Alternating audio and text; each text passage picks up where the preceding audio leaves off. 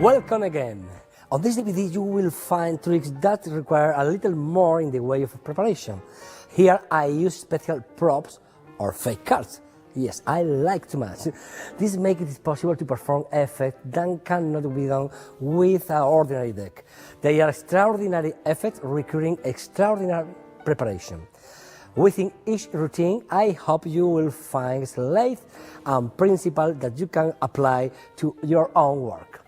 Many of these tricks have been used in my theater shows, where a video screen makes them visible to the audience. They have served me very, very well. I hope they will serve you well too. Thank you and enjoy this work.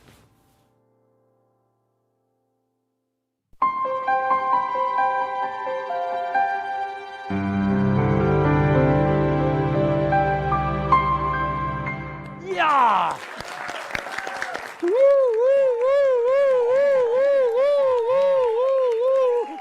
¿Sabes lo que es ese ruido? Esto es lo que hace la policía cuando... ¿Habéis oído la policía? Se dice la policía aquí en Portugal. Policía es igual en todo el mundo. Policía. Voy a hablar de policías. Precisamente estos dos Joker que tú sacaste hace un ratito de la baraja, quiero que veas que no, tú comprueba que no hay más Joker ni nada, son dos famosos policías. Eran súper sabuesos. Qué bien, cazaban a todos los ladrones. Vamos a hacer voy a contar esta historia. Vas a elegir una carta y esa carta va a representar a uno de los más famosos mafiosos del mundo, Al Capone, ¿vale? Venga, elige la carta que quieras. Bueno, ¿conoces la baraja bien? ¿Sí? Tienes que elegir una carta. Me dices basta cuando tú quieras y yo paro. Va. Stop. Toma la carta. Muy bien. Mira, enséñasela a todo el mundo para que pueda ver. Esa carta va a representar al famoso Al Capone. ¿Sabéis quién era Al Capone? Era un señor bajito que robaba millones. Al Capone cuenta la leyenda que se escapaba siempre de todos, pero hubo dos famosos policías que consiguieron darle caza, consiguieron atraparlo. Él se escondía siempre en la ciudad. Por ejemplo, así, mira, ahí está, perdido en la ciudad. ¿Vale? Perdidito, empújalo. Perdido por la ciudad.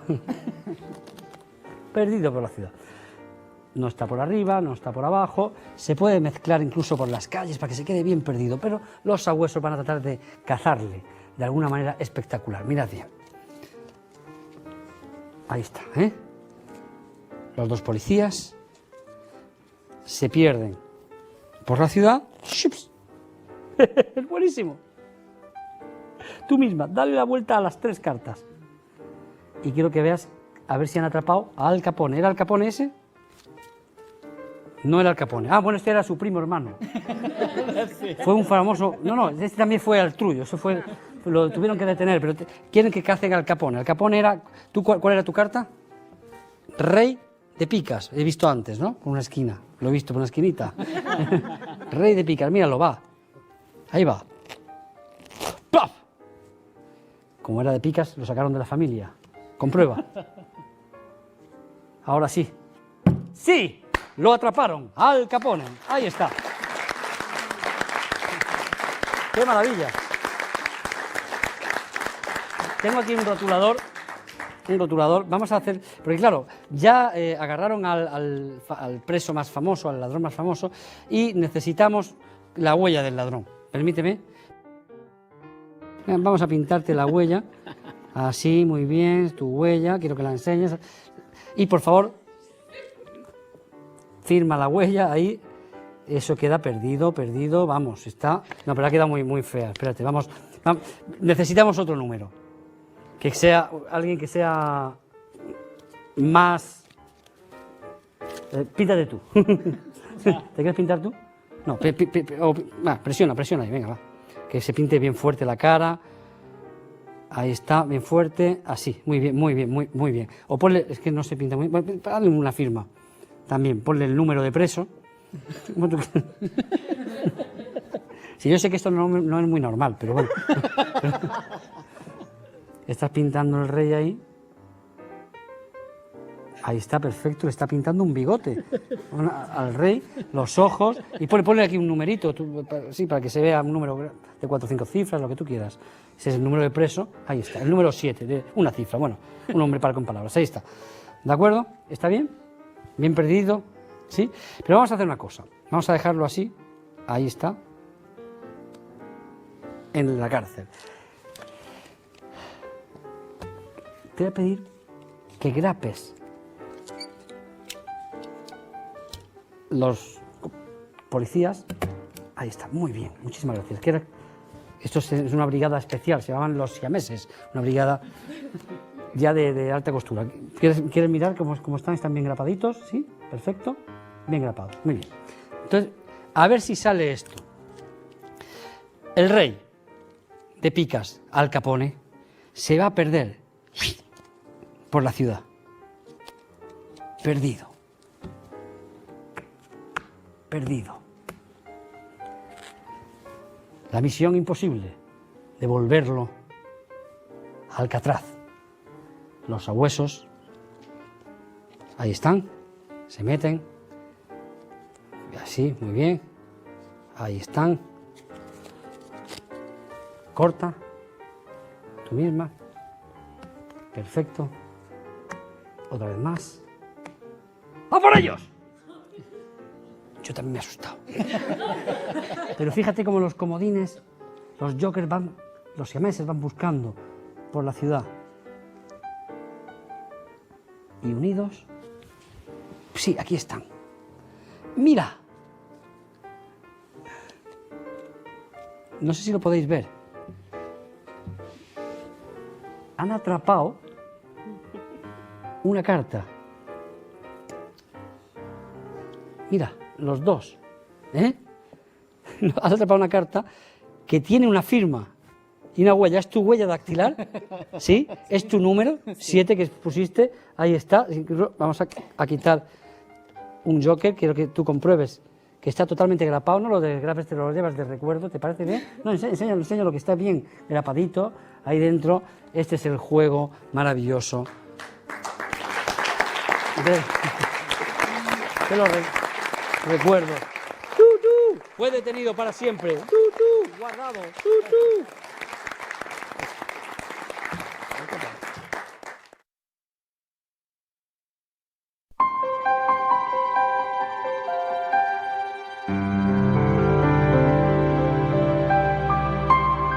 Okay, this is my version of the staple car.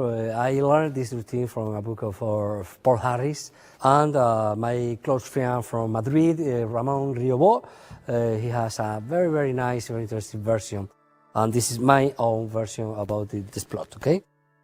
You need for this routine a deck of cards, of course. An extra card, in this case, is the king of cards, and 4 jokers, okay? And at the beginning of the preparation, you need a staple, one of the king, between 2 jokers, okay?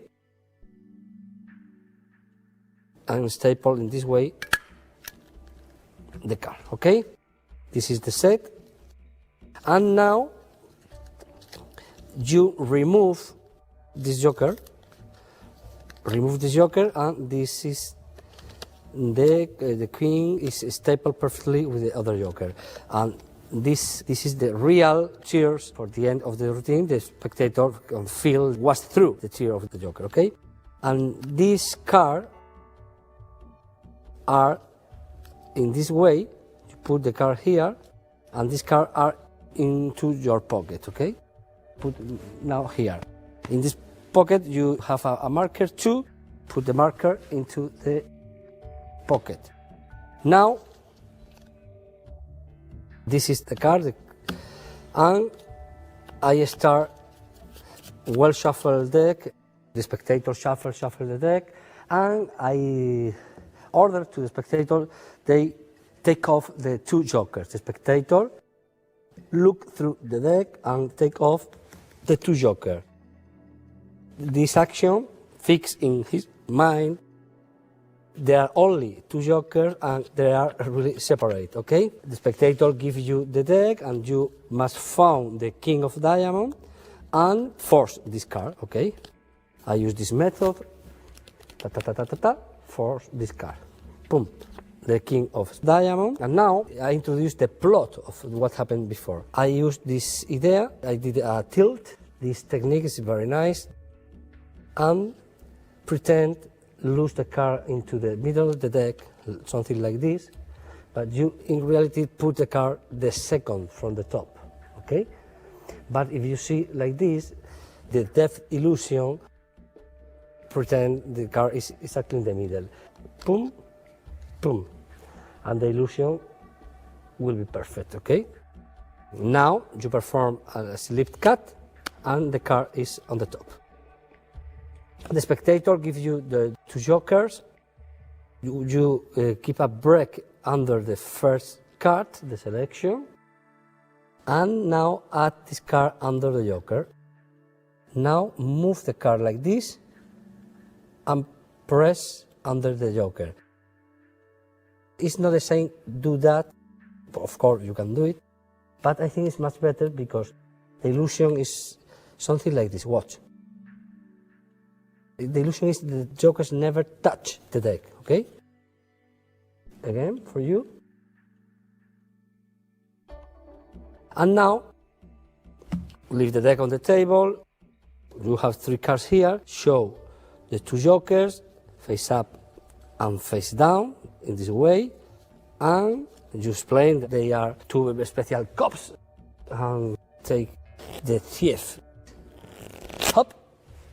It's very powerful. Leave the cards here, and in the very exact moment, turn the three cards for see his selection. This is a very power effect. In this moment, you put your left hand into the left pocket, palm the three cards, and take off the ball pen with the cards. Okay, but the effect is finished for them. Leave the pen and take the deck and add the joker under the pack of cards, okay? The action is something like this. I repeat again for you. Ta -ta -ta -ta. Look at the card, your card, which is your card, blah, blah. Oh, perfect, it's King of Diamond, que maravilla. Thank you very much, okay, perfecto. That's all. You have your set here, okay? Now, you introduce these strange things. This is the staple, and separate the card, okay? And you say to the spectator, staple the two jokers together. Okay, perfecto. And now I put one card from the top to the bottom, okay? Like this. This card cover over this set, okay? The joker. And now I put the card for the spectator here, and I did a pass under these three cards, but they see the same card, but this card is stapled with the joker, okay? Watch the sequence is much better, another different, like this, okay? Ta ta ta ta, put the card and do that, but they see the same. And in this moment, you sign the thumb tip for spectator and put like this, or maybe sign the card like this, one number. I prefer the spectator put the print on the card, okay? It's funny. If you pay attention very close, maybe you can see the little staple are near the crown of the queen, okay? But don't worry about this. Nobody can see nothing, no. But if you are not comfortable, I prefer show the card like this, or maybe take the card like this, cover with your left thumb, the staple, and now cut and loose the card between the others. The second spectator gives you the joker staple, and I did that. Put together here, and the easy way is you put control the cards in the bottom like this, and now I will palm this card, okay? So something like this, stand the card, and that's all, okay? And you with the extra joker, take the ball pen and come back into the pocket, and you are clean, okay? And now, remove all the cards, and now the real situation is 2 cards and the extra joker.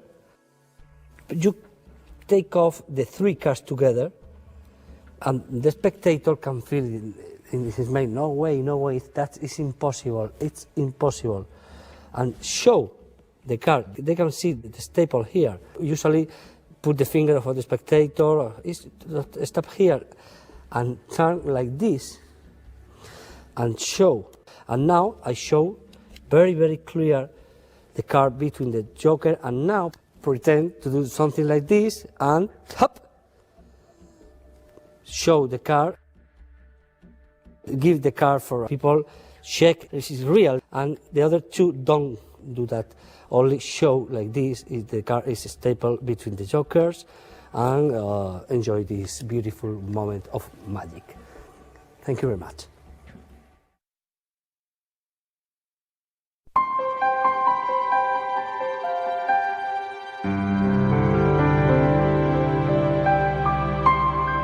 Algunos detalles sobre la carta grapada. Yo la rutina la llamo super polis porque representan 2 policías, como habéis visto en la charla, que atrapan de una manera increíble a un mafioso, a un ladrón. Y algunos detalles. En el show que he grabado, como era en vivo y en directo, yo cargué las cartas de otra manera, provoqué otro momento para cargarlas. Podéis verlo y analizarlo y sacar conclusiones sobre él. Pero bueno, como debe ser originalmente, es como lo acabo de explicar. Tenerlas en el momento de sacar el bolígrafo y ya está, en mi opinión. Algún detallito más es importante, por ejemplo, si tenéis miedo de que la grapa se pueda ver así, hay una idea que es pintar la grapa con un rotulador de negro, así, un poquito, y le pasáis el dedito y eso la oscurece y le mata los posibles brillos. Hay gente que a mí me ha enseñado estas cartas que las lleva en la cartera, años después de haberlo disfrutado. Dicen, mira, todavía tengo la carta policía grapada, increíble, y ellos ya lo cuentan como que yo no tenía la carta en la baraja, que la graparon ellos solos, la carta estaba en su mano, en fin, cada uno se inventa lo que quiere vivir. Espero que os haya gustado esta rutina de Super Polis, la carta grapada.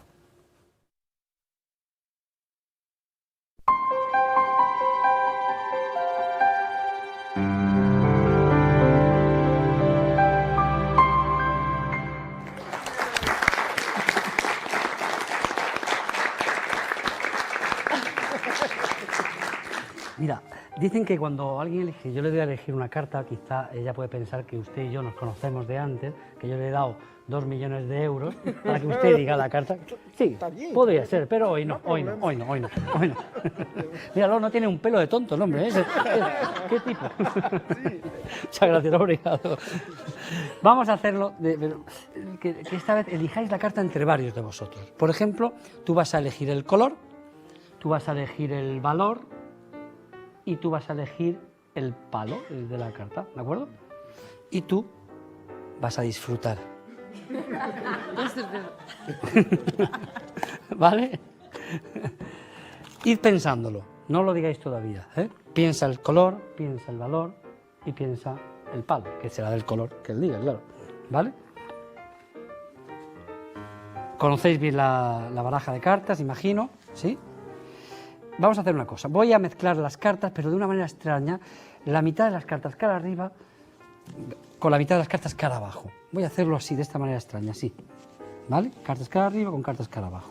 Este juego se llamó El Triunfo, porque hubo un mago americano llamado Allegro, que fue el que creó este juego, que decía que si de una baraja revuelta, si consiguiese con solo dar una palmada, que todas las cartas volviesen a su posición, menos alguna carta que algún ser humano pensase, sería un triunfo. Y este es el juego. Esta es mi versión, mi homenaje para ese triunfo. Vamos a mezclarlas así, boca arriba, boca abajo. Quiero que las veáis bien, cómo están las cartas, boca arriba, boca abajo, boca arriba. Este es ¿cómo se llama esto en portugués? Un jaleo, ¿no? Un follón, como desordenada, ¿cómo se dice? ¿Cómo se puede decir? Desordenadísima, es increíble. Por favor, dinos el color de tu carta. vermella. Vino a ser el palo. Copas. La carta será de copas. El 7 de copas. Mirad. Están mezcladas hasta el último segundo, ¿sí? Mirad. 7 de copas. Soplad.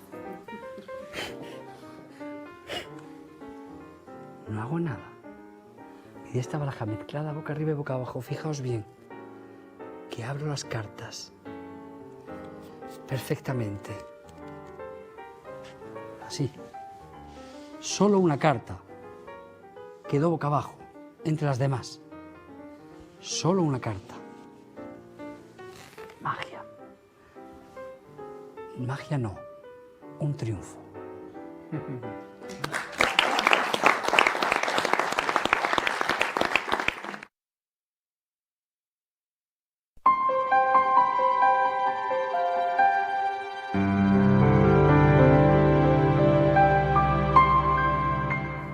Vernon, one of the most clever magician in the history. As you know, Vernon create a triumph. As you know, this trick is popular, and this is my version of this beautiful trick. I call it Invisible Triumph because I use another very nice trick, also from Vernon performed a lot, was the invisible deck. We'll use for this trick the invisible deck, as you know, is this kind of deck are face for here and face for the other side, okay? The cards are by pairs, and we have a rowing fluid here, and if you press, the card is like one, only one card, okay? And I don't use the standard invisible stack. I use my mnemonic stack, which is the mnemonic from Juan Tamariz, and in fact, the cards is very well shuffled. I put the card number 1 with the card number 2, number 3, number 4. In this way, all odd cards are here,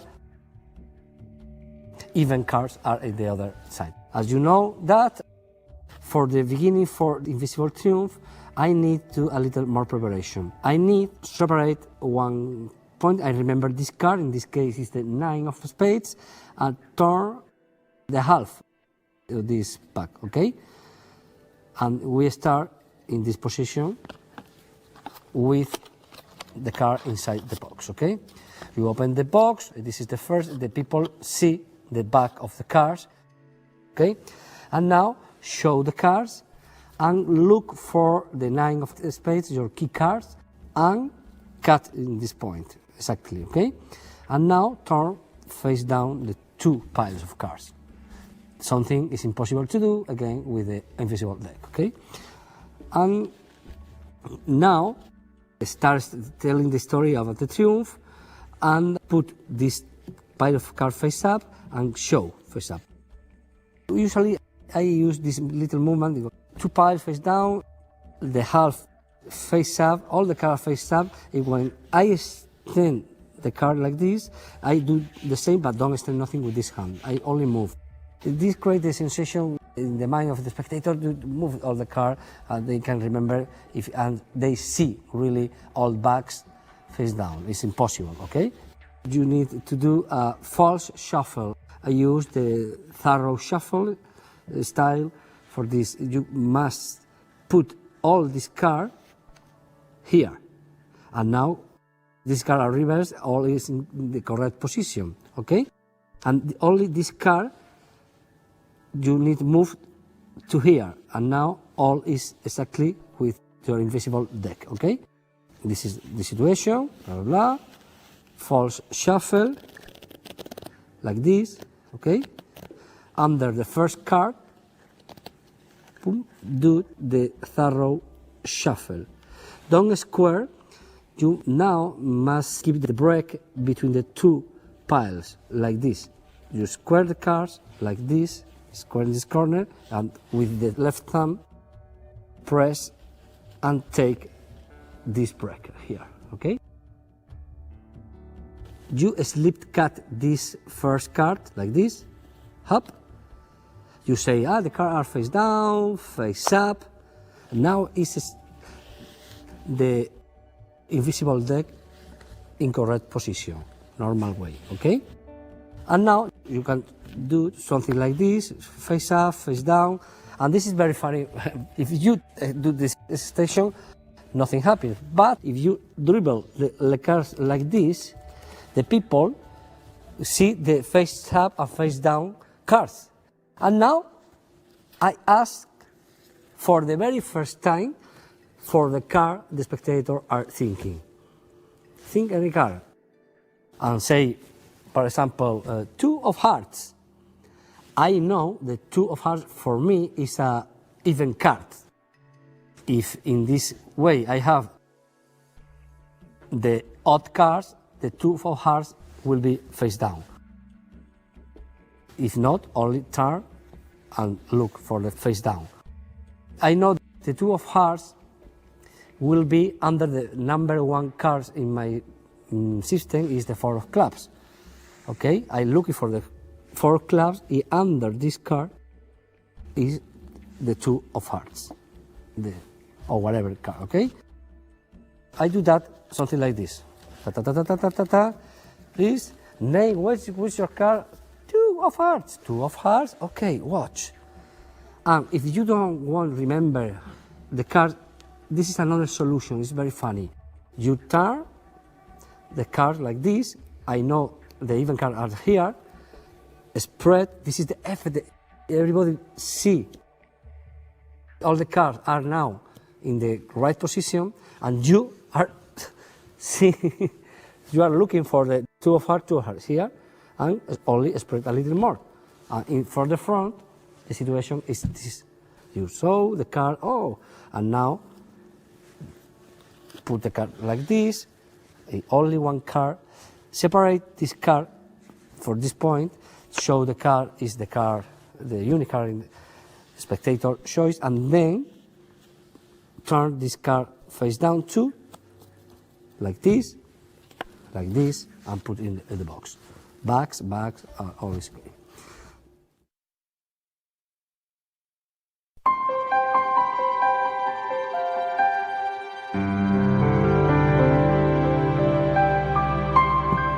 Espero que os haya divertido este manejo de la baraja invisible. Este otro efecto yo lo suelo hacer siempre en una sesión cambiando la baraja. Prefiero hacer un juego con una baraja normal, luego la guardo un momentito, saco otro utensilio, un pañuelo, una moneda, una navaja, hago esos juegos y vuelvo a la baraja y la he cambiado y saco esta preparada. Otra idea, que es otra rutina que hago profesionalmente, en la que uso mi baraja invisible. En este caso, primero le llamo el teléfono invisible. Yo saco una baraja normal, estándar, y previamente he quedado con un amigo que está compinchado conmigo, obviamente, y le he dicho que cuando le llamen a alguien a cualquier hora del día, si él recibe una llamada que no conoce y le dicen, hola, es que estoy con el Mago Migue, estoy con Mago Migue aquí en un local y está haciendo una magia, él ya sabe lo que tiene que decir porque recibe llamadas así. Entonces quedo que, por ejemplo, pues que diga 4 de corazones. Yo saco una tarjeta que pone un teléfono del misterio, y el teléfono es el de mi amigo José. Entonces lo único que tengo que hacer de una baraja bien mezclada, mezclan las cartas y fuerzo el 4 de corazones, el mejor método que te sepas. Yo suelo usar el forzaje clásico casi siempre. Y entonces le digo que no voy a ser yo quien lo adivine, sino un amigo medium que tengo, saco el teléfono, la tarjeta con el teléfono, la persona le dejo mi celular o el que quiera, llama, llama y alguien responde, hola, ¿quién es? Pues sí, que estoy con Mago Migue y tal. Y a ver, pues entonces se reirá y el otro le suelta un rollo, sí, bueno, me ha pillado mal momento, pero bueno, voy a concentrarme, a ver, la carta es el 4 de corazones, y el tipo, la cara que se le queda es impresionante, el hecho de que alguien que no está en esa habitación adivine la carta, ¿no? Durante esa actuación, durante esa llamada, simplemente hay que recoger el resto de las cartas y tranquilamente cambias la baraja por tu mazo invisible. Esto es poderosísimo, pero tranquilamente, y jugueteas y tal, ahí pasa un ratito. Adivinamos la carta, entonces imaginaos que yo tengo aquí esta carta, ¿vale? Que es la hemos adivinado, tal. He cambiado la baraja, esta carta ya es de la baraja anterior y lo que hago es perderla por la mitad de la baraja invisible y la empalmo y me la llevo. Con lo cual se queda aquí solo la baraja invisible y he quitado la única carta extranjera que habría, ¿de acuerdo? Ya tengo la baraja invisible y ahora digo, pero eso lo podemos hacer, claro, porque podéis pensar que mi amigo tiene un código secreto, que tal, y empiezo a desmontar lo que algunos ya han empezado a pensar. Digo, pero podéis llamar a cualquier persona, a un amigo tuyo. Y entonces ya ahí alucinan, ¿no? Dice, ¿cómo? Sí, llama a quien quieras, a tu novia, a un amigo, da igual. Vas a llamar y dile que piense una carta. Y yo, en ese momento digo, voy a hacer una cosa, aquí detrás de la espalda, y detrás de la espalda separas una carta y la enseñas así y dices, mira, aquí tengo una carta boca abajo, cualquier carta, no sé cuál es, una la he dejado y la dejas en la caja. Ahora pides que llamen a un amigo de ellos. Si la situación que se genera, llaman, preguntan una carta, la que sea, da igual, 7 de picas. 7 de picas, ¡oh, qué maravilla! Pues fíjate, porque una vez vuelto aquí y ahora tú simplemente haces ya el efecto clásico del 7 de picas, que es extender la carta, extiendes así, fíjate, hay una carta vuelta y la carta será el 7 de picas. Yo siempre he dejado las cartas en la mesa, jamás nadie ni siquiera ha intentado tocar las cartas a ver si son cartas especiales y tal, nunca. Y bueno, esta es esta rutina que hice hace 20 y tantos años y espero que os guste muchísimo y la disfrutéis. Teléfono invisible, aprovechadlo.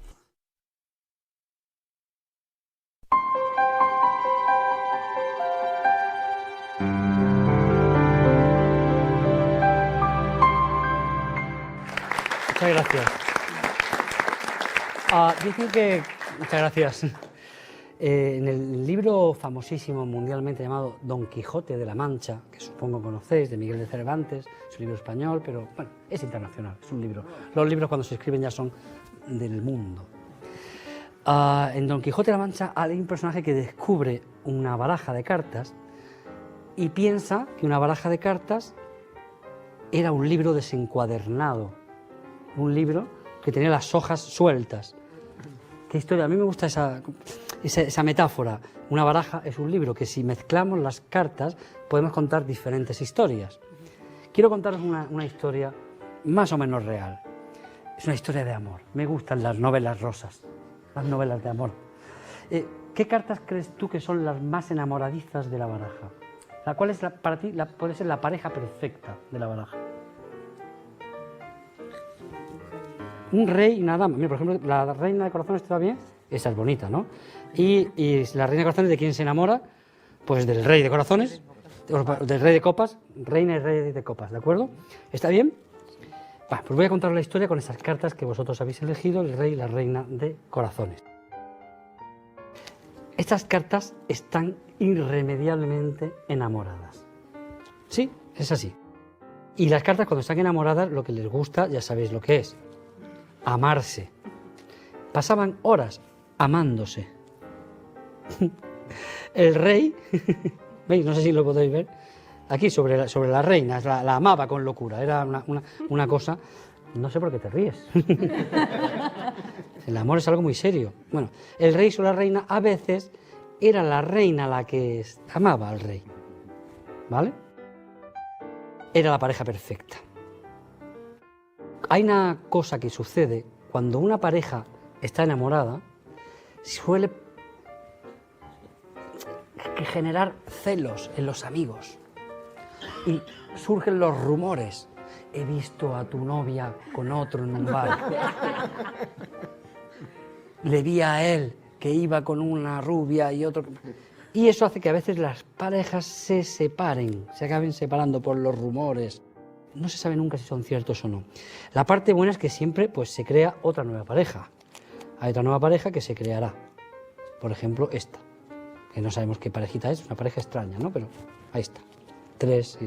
Pero nunca serán igual de buenos amantes como el rey y la reina. Pero el amor todo lo puede, si es verdadero. Y por lejos que estén,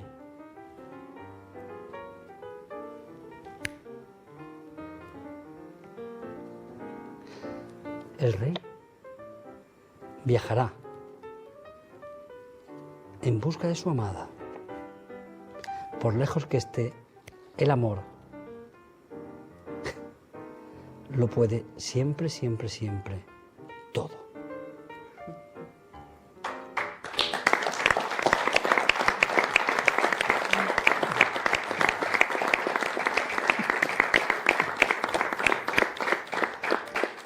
Muchas gracias.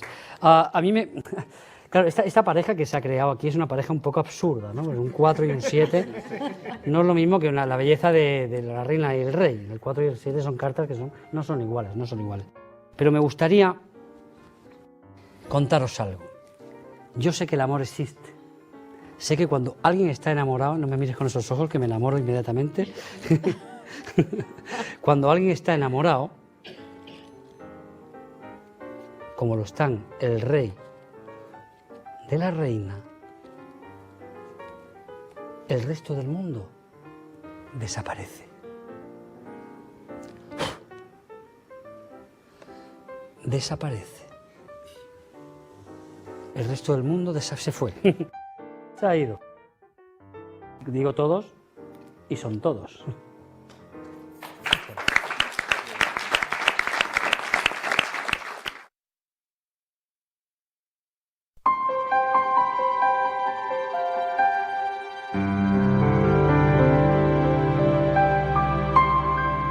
Hello, lover is my last routine. It's my last routine. I use for this beautiful routine a special deck I buy some years ago. The name of this special deck is Hammer. The particularity of this deck is if you put the card like this is a normal deck, but if I do that, the deck vanishes. Okay, well, this is a normal card. The cards are like this. Oh, the half printing, okay? Half printing. My routine for this deck is lovers. I use another trick I love is from the mind of Paul Curry, and you need one king, one lady, extra normal card, 2 cards, another more, and 3 white cards, and the hammers pack of cards, okay? Okay. Now, 3 white cards on the bottom, put one of the normal card here, one on the top, the other for the center, and the whatever part of the what you want, the queen of queen, okay? Now you tell the history about the perfect lover in the decks are the queen or king. Take off like this. Be careful, don't do that because, okay? So, ta-ta-ta, ta-ta-ta. This handling is very casual, very natural. The king and the queen, like this. Take off, okay? Perfectly. Now I start to do the Paul Curry effect in this trick. The handling is absolutely wonderful. What? Put the king and queen, and now look for your extra card, normal card, in this case it's the 7 of clubs. You look for here, separate a little, the people can see this complete card, and push the card here. Okay, and now push the king under the 7, like this. Okay, and now turn this card face down on the king. Boom, and you can show the queen. And in this moment, you call the last card like this, ta ta ta ta ta ta ta, between the queen and the king. Okay, I show you. And now I pull this card and show the king on the king, close and turn like this. And show For the people, it's very clear the situation. They believe this card is the king. And now, push the two cards together, out, show the normal cards, and pretend put the king on the top. It's not the king, of course, and the queen to the bottom, okay? Now, a noble couple is in the middle. Show the noble couple, but again, call this card between these two cards, okay? Like this. Okay. And just playing, there are a new couple, but it's not the perfect couple. And now, for the audience, the queen is here, the king is here, and these are two different cards. You show the cards like this, a square, very slowly, pop. This is the first vanishing card, leave on the table. It's a normal card. Turn like this. Second card, the 7, okay. And now everybody are thinking, wow, no way, no way. No, this card will be the king and the queen. Now, push. This card is not a queen, of course. The queen is in reality between these two cards. You show like this, a square, like this. And show the card like this. The continuity of all the cards are terrific, it's incredible. Now, you leave the queen here and the king, be careful, you can do that, of course. You do this movement like this and put the other like this, okay? And now the situation is to the queen of give to normal card, all the deck, at the end you have 3 cards white, okay? Now I turn the deck like this. The first card is now to the bottom with double cut like this, okay? And now what? I change these 2 cards for these 2 cards, okay? I use a very nice handling. It's this handling. Ta-ta. Change the card like this. Plum. And you leave again on the table. And now you put the king and the queen. Okay? And you say, when you fall in love, always we feel we are the unique card in the world. The unique card in the world.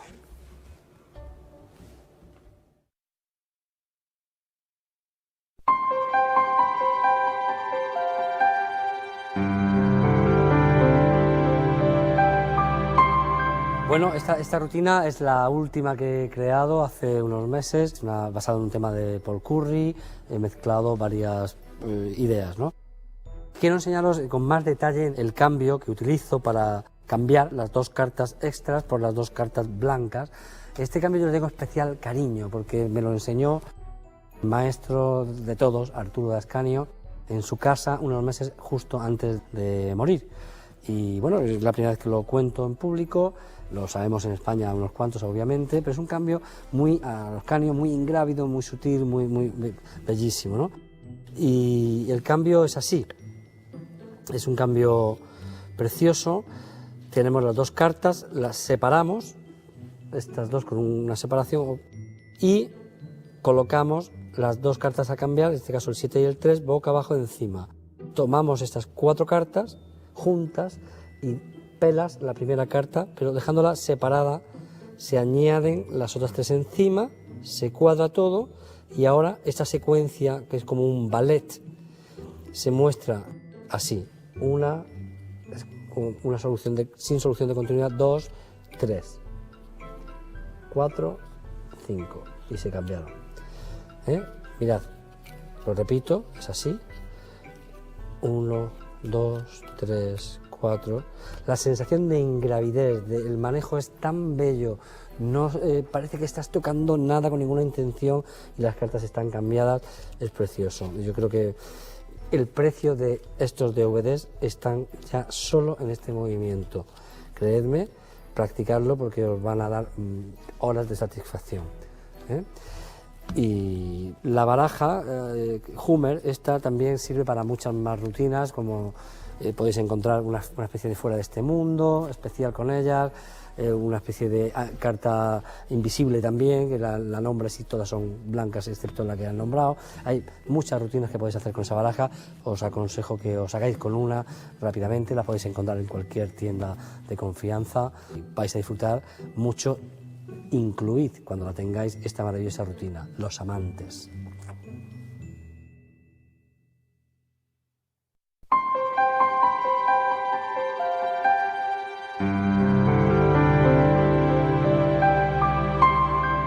When I was child, come to my home, a great master from Magic, Ascanio, he showed me a special trick. It was very, very funny. He put 3 aces on the table and put 3 cards on each ace. The 4th ace put apart, and I don't have idea how it's possible. Every ace floating in the air, this vanishing from the little packets and come together with the last ace, was the ace of spades. I remember always this emotion. I will try to do something similar to this emotion, okay? A pack of cards, like this. Watch. I can do that. First ace. Why not? Ace of hearts, okay? Ace of hearts. Second ace, something like this. Ace of clubs. Why not? Ace of diamonds, 2. Here, why not? The last ace is the ace of spades, okay? 4 aces. And now we need different cards. Maybe this 1, 2, 3 cards here, okay? To the ace of spades, 3 more cards here, 1, 2, 3. For this ace, 3 more cards here, 1, 2, 3 for this ace, and 3 more, 1, 2, 3, 4. Yes, 1, 2, 3. Okay, no more cards. Now watch. 1, 2, 3, and 4 cards here. Now watch. Now watch. First ace. Move this card here. Go to the air. Spanish. Second ace. Ace of clubs. Watch. Like this. Watch. 1, 2, 3, go. And the ace. Go. Third. I love this one. Okay, remember this card. This is the ace of diamond. Ace of diamond, go and go. I like too much. Now, the aces are on the air. Please come with us, one by one. First, second ace. The last one. Here we go. 1, 2, 3, and 4 aces.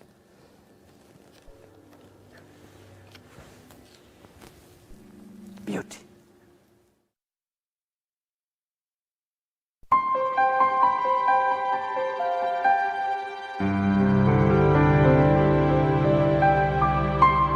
This is my version of McDonald's aces. This is the order at the beginning of the trick. This is 2 cards, normal card.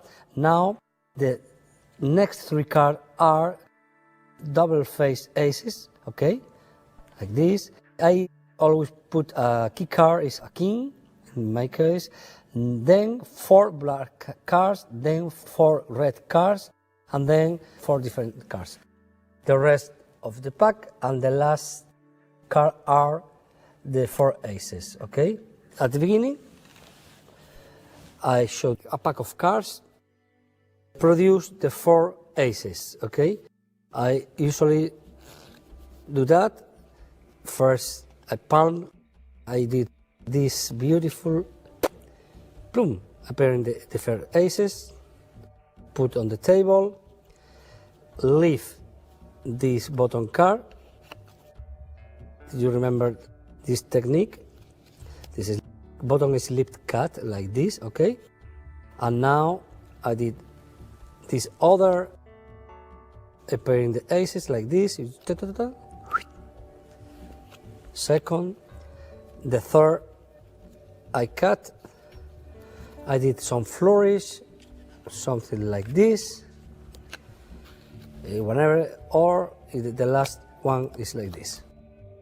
Okay, and now I put here the ace of spades and the other 3 hearts, clubs, and diamonds. Okay, now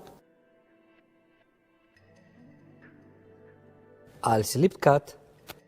Now this is the 3 double face aces. I put 1 by 1, 1, 2, 3. Okay, here. Now I cut again, and now I have 4 black cards, 4 red cards, and 4 normal cards. Okay, and take double lift. 1, 2, 3. Really are 4 cards. I put this card on top of the red aces. Okay, 1, 2, 3. And the reason of the color is because in a few minutes this ace contrasts with the black cards. Everybody can see the aces, focus on the aces, okay? The next is the same, but reverse. This is the aces of clubs. These cards are red. 1, 2, 3. Really, I use 4. And then 1, 2, 3, the same, okay? Double.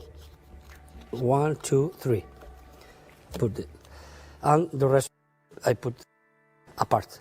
Okay. Now I take this packet. Remember, here are the double face aces, and show the backs. And I did the frustration count for show 4 backs. Okay. I take it like this. Pretend clean the table a little, and show is 1, 2, 3, and 4 cards, okay? Here. Now, first vanish. Remember, is for the people, there are only 3 cards on each ace. The reality is we have 4 cards on each ace, okay? Now, the first is like this. I use the Ascanio spreads. The original Ascanio spreads is like this. As you know, this technique is very fast. Is move the bottom card, the next one with the fingers, move, okay? Press with the thumb of the ace, up move. This is the double card, okay? You must move between the other cards.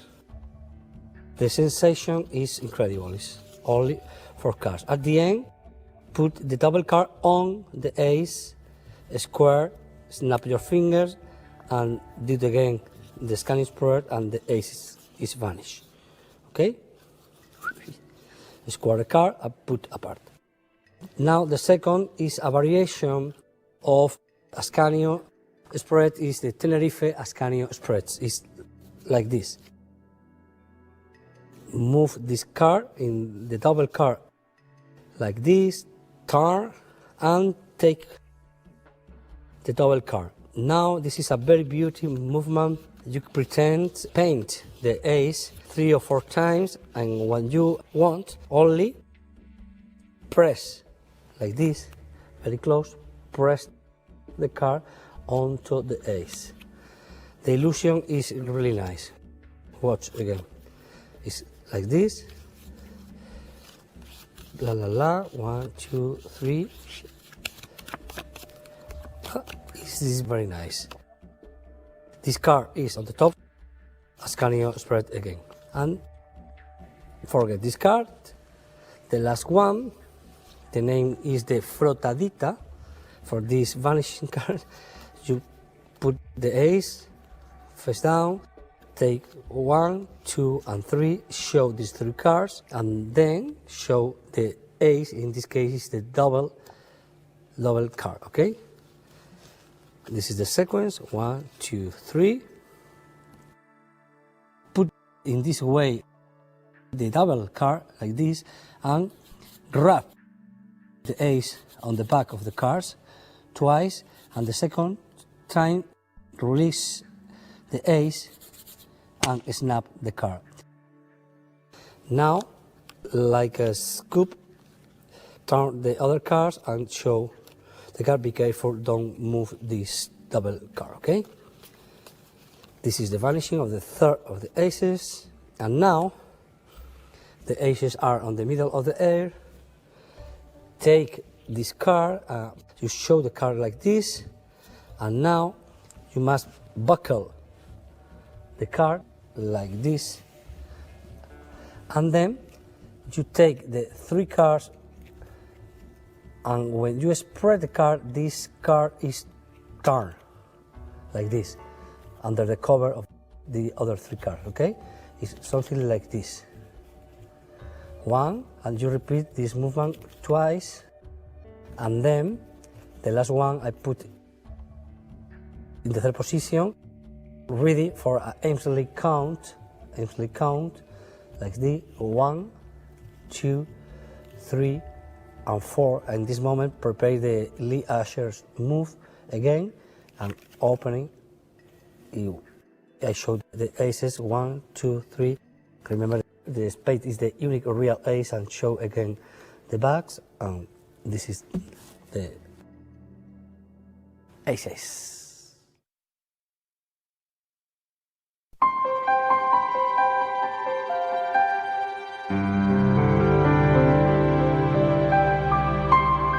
Hola, amantes del Tixi.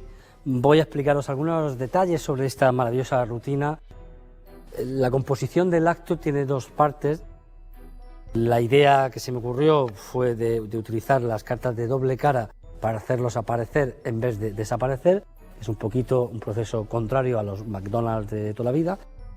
Y me faltaba una introducción, y para eso pues recurrí al gran Ascanio. Y la primera parte, la desaparición de los ases, es un truco que hacía Ascanio que se llamaba Ases para conocedores, que podéis encontrar en su magnífica obra que os recomiendo, La magia de Ascanio. Dentro de ese libro está esta versión, Ases para conocedores, que es la primera parte de la rutina que acabo de hacer. Los ases van desapareciendo uno a uno con diferentes culebreos, tal y como he explicado antes. Un detallito que suelo hacer a veces, que no he hecho en la rutina, es que a veces no utilizo el movimiento de Lee Asher para hacerlos aparecer. A veces lo hago un poco más directo, o sea, coloco las 3 cartas así al principio, enseño que son 3 cartas distintas, ¿de acuerdo? Y fijaos, porque esto tiene un poquito de... me da vergüenza decirlo, pero es verdad, las dejo así. Hemos hecho ya la desaparición de los ases con los 3 montones, tal como os hemos explicado, desaparece, y al final lo que hacía era decir, fíjate que cubierto bajo el as de picas estaban los 3 ases directamente, así, plum. Y eso es un detalle por si queréis ahorraros el Lee Asher. Otra manera de hacerlo también, más técnica también, hemos mostrado 1, 2 y 3. Justo al dejarlo aquí hago un medio salto de las 3 cartas de abajo, hago un medio salto así, tac, por supuesto sin que se vea, habría que hacerlo así, y de modo que cuando desaparecen los ases realmente solo con un dedo levantan y están los 4 ases ya. Son diferentes presentaciones, espero que os gusten estos consejillos, practicarlos, ponerlos, y sobre todo divertiros, que para eso está la magia, para divertirse.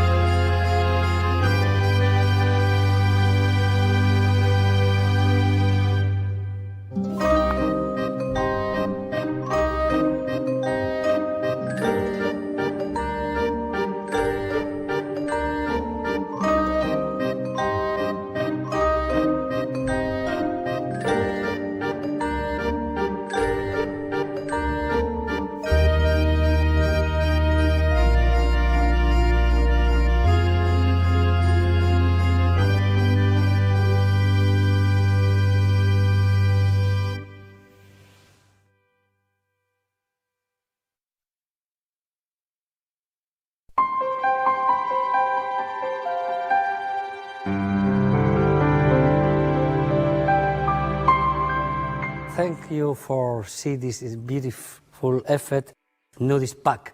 This is the version of Arturo de Ascanio, one of he used this trick a lot, have a different version. I prefer this one. I changed some little handlings.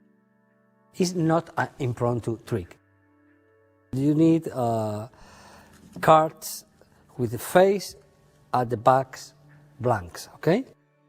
26 cards, and then you need one card face to face, blank blank, okay? And then the other 25 cards backs and face blank, okay? This is the set. You need also the last card have the wrong corner. You cut a little here and the other corner here too, okay? And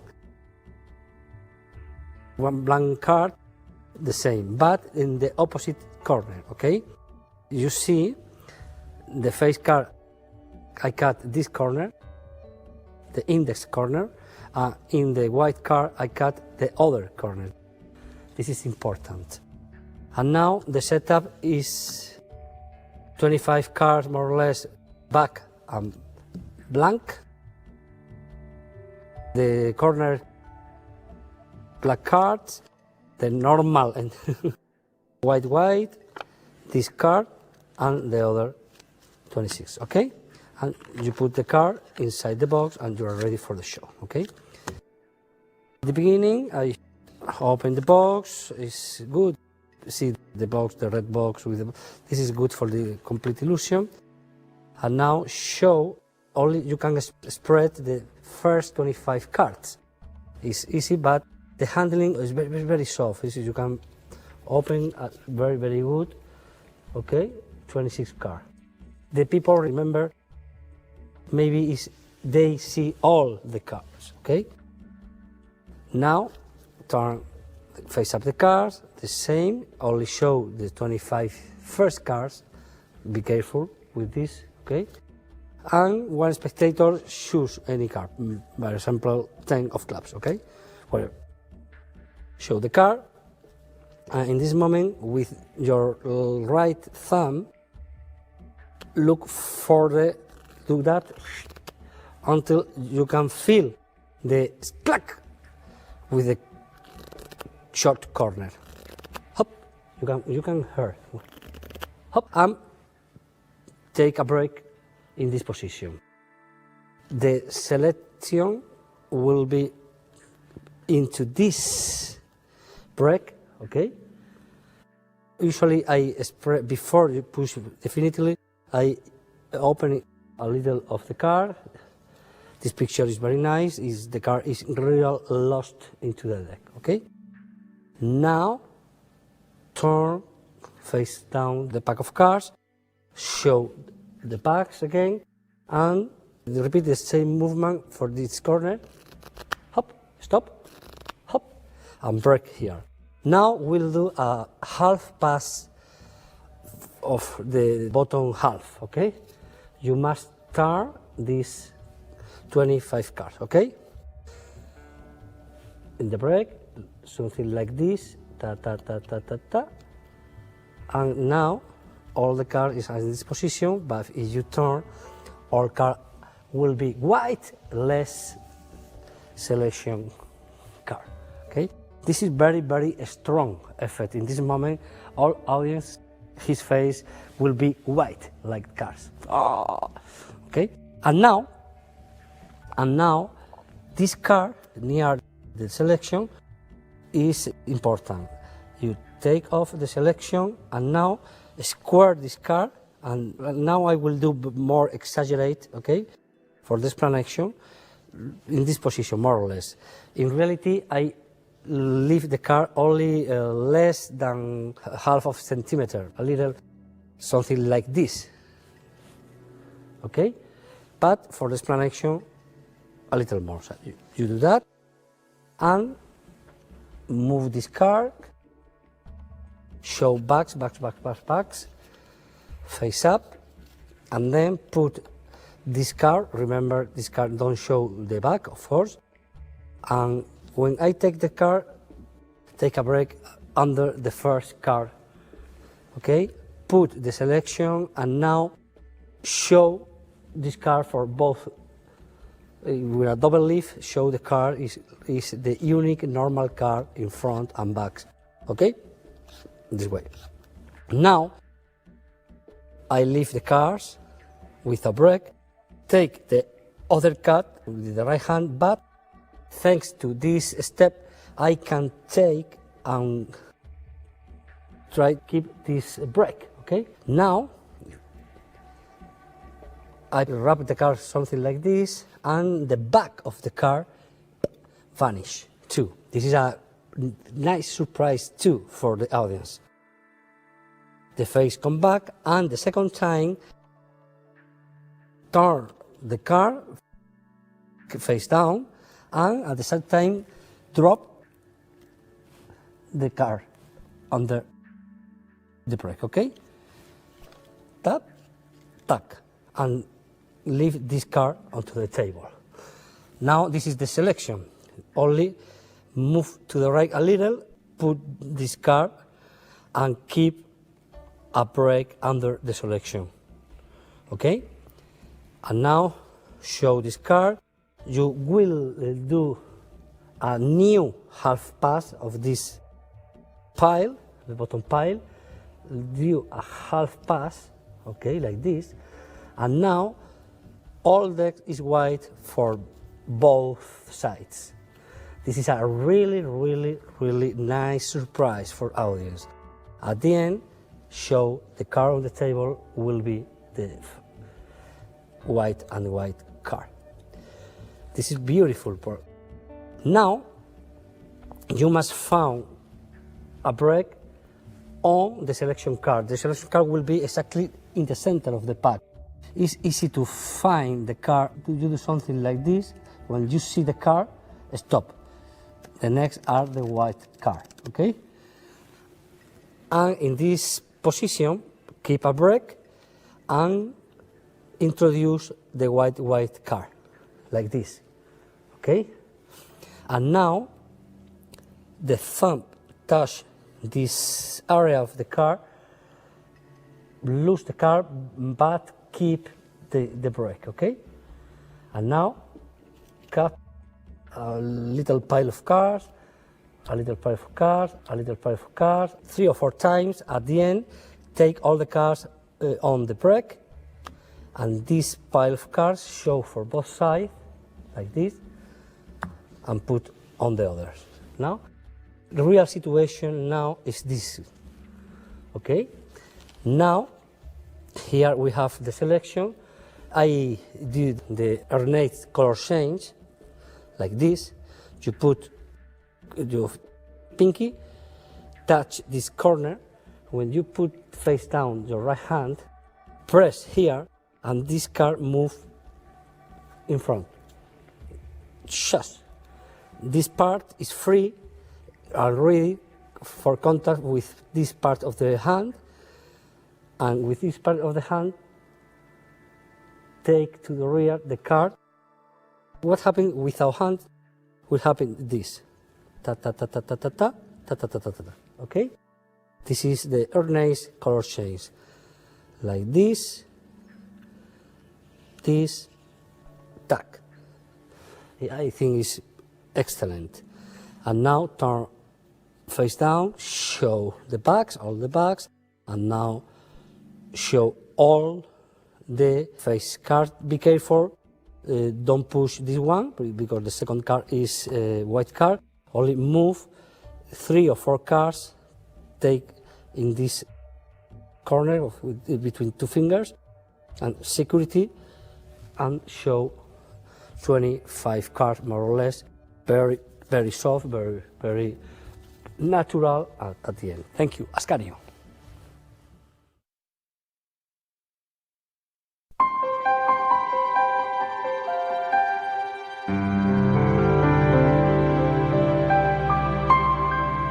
La baraja nudista es uno de mis juegos preferidos. Esta es una versión de Ascanio con algún modificado, algún pequeño manejo. pero bueno, básicamente la estructura en la que realizó Arturo de Ascanio, os aseguro que es uno de los efectos que merece la pena practicar porque la impresión que genera en el público es alucinante. Yo llevo haciendo este número casi 20 años y os aseguro que jamás nadie, cuando yo lo he hecho, ha tenido ganas de tocar la baraja, porque es tan suelto el manejo. Hay un par de detallitos con el medio salto. Yo encontré que es bueno hacer el medio salto para que desaparezcan las cartas, moviendo un poquito la mano hacia adelante y a la vez, como es un juego delicado, pues yo puedo acariciar así y permite que bueno, fíjate, pues se ponen todas blancas de repente, ¿no? Que queda brutal. Hay una cosa que sí quiero comentaros al final del efecto, cuando está el efecto así, o sea que ya vamos a recuperar la carta final. A veces lo que hago, para pintar la carta, a veces lo que hago es que si tengo un espectador conmigo, parezca que pinta él la carta. Entonces lo que hago es que le pido que ponga su mano al lado de la mía, yo hago el gesto, el tipo la pone encima de mí a la mano, le enseño la carta, yo hago ya el pintaje, le agarro aquí su mano encima, retiro la mía y queda su mano encima de la carta. Entonces yo le agarro de la muñeca, muevo la manita y parece que él mismo la pinta. Y os puedo asegurar que es una sensación también deliciosa para el espectador que lo hace. Y poco más, solo animaros a que vayáis corriendo a vuestro dealer, compréis unas cartas blancas y os fabriquéis esta preciosa baraja, rara de ver. Es un efecto que no lo hace casi nadie y merece la pena que lo practiquéis porque os va a dar muchos momentos de satisfacción. Gracias.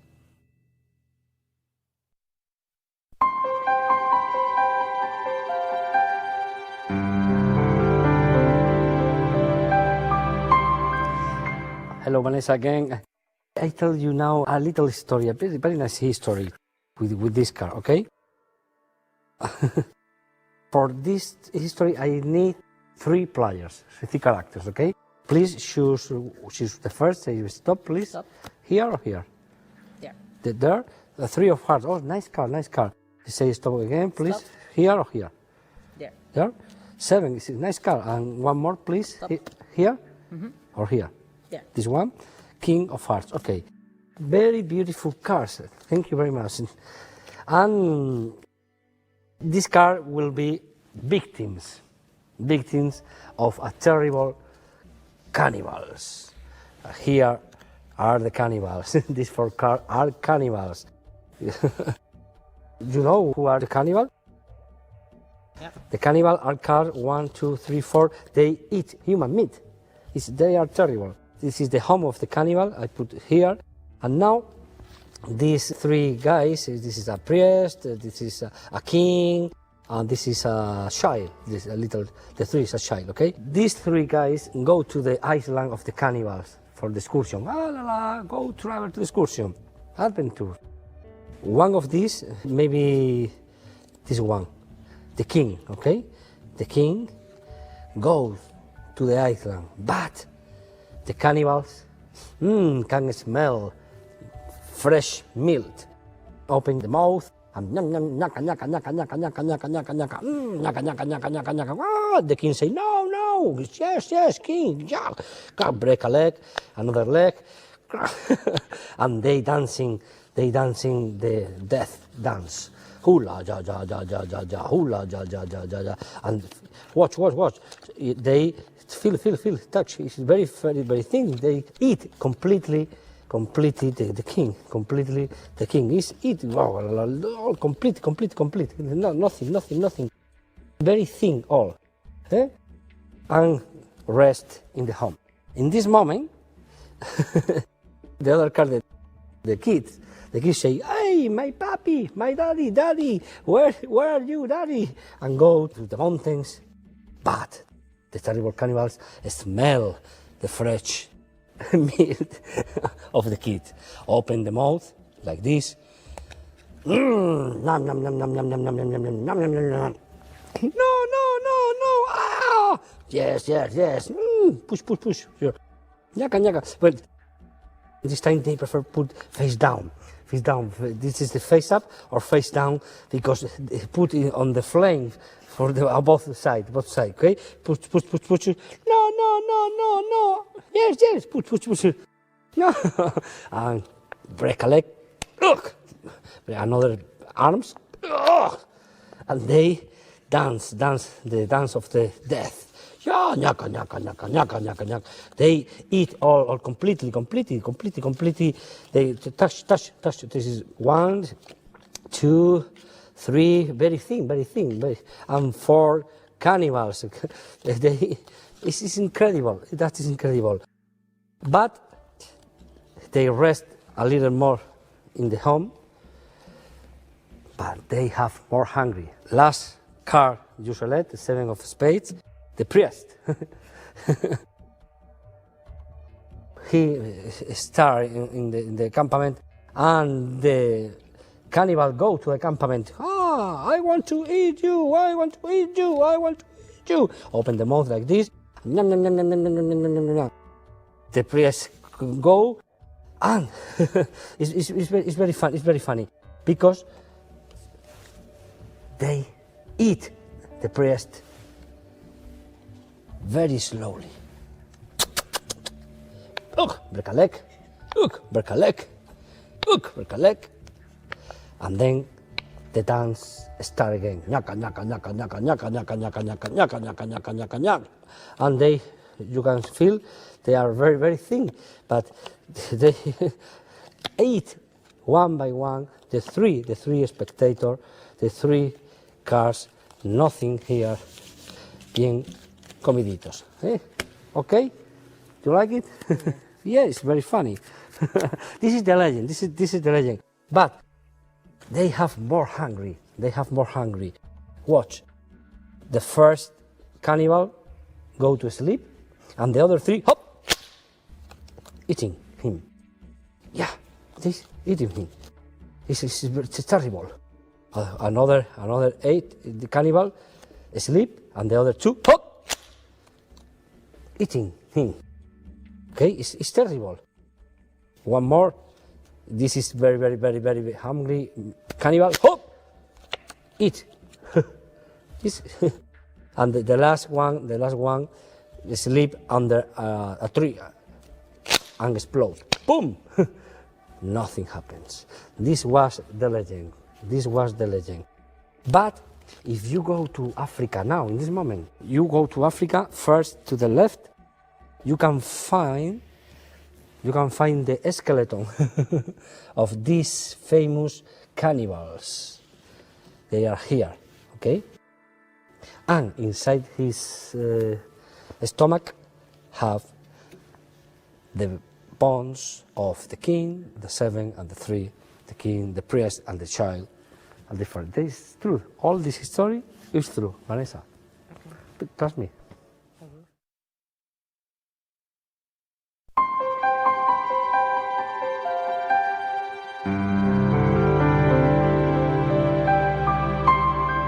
Hi guys, I explain to you now my version of cannibal cards. I think it's very, very powerful for audience because they can recognize the archetype of the cannibal. The vanishing of the card is very impressive.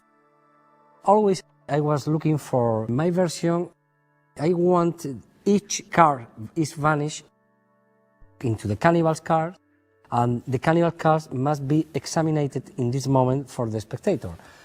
For this trick, we'll use a shadow card. In this case, is the 7 of spades. The shadow card is this.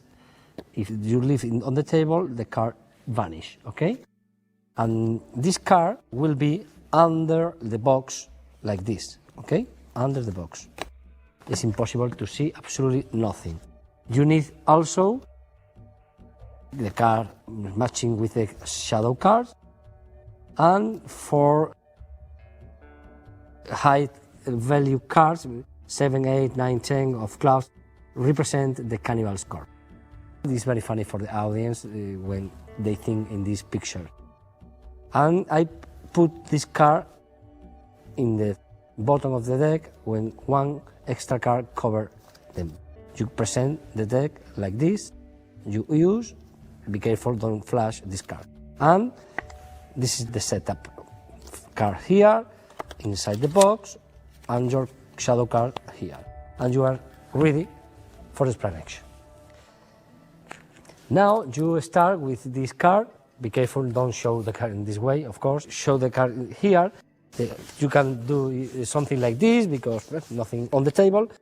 Take off the pack of cards, close the box, and leave the box on the table near this area, okay? And now you explain the history about the carnival, blah, blah, blah. You need 3 characters, and it's funny because the selection will be 3, 2 real free selection and 1 force, okay? But basically, I use this one, okay?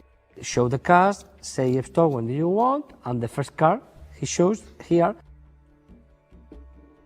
And now I force the card. In the moment I see the spectator open the mouth for say stop, I push with my left thumb the card, the 7 of spades is here, on the, okay, I show you again. Say stop, stop, pop, and leave the card, and the third card is free choice again, okay? Boom, 3 cards. Now I choose red one for more contrast, okay? Now I show the cards, cutting the cards into the middle more or less, present the 3 choices, and now I say come on, and the cannibals come. This is the cannibal show, this is very funny for the spectator, and now explain something about this dance, this movement, or pretend to the scanning spreads.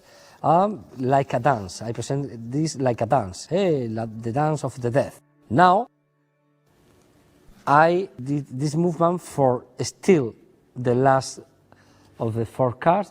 I do that. With this finger, take this card, flip on the top of the deck, okay? For the layman, nothing happens, they only see the 4 cannibal, okay, and you pretend square the 4 cannibals, as you see in the screen, and one of them is still on the top, okay?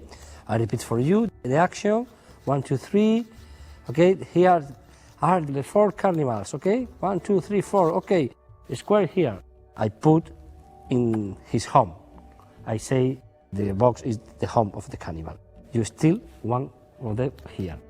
Now, I take the 3 selection, put the 4 cards, in this case it's the 7 of spades, on the top. I take a little break under the first card, here, under the first card, and I did the Broadway addition, but in this case is count 1, count 2, and the double of the end put on the top, and 3 selection. Now find the 3 cards.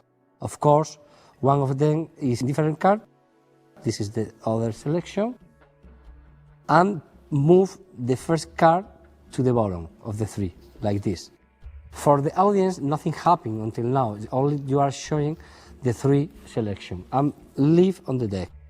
Now you do a double lift, present one of the cards, 7 of diamond, is a free selection, and put on the table. This card will be the cannibal cards, of course, okay?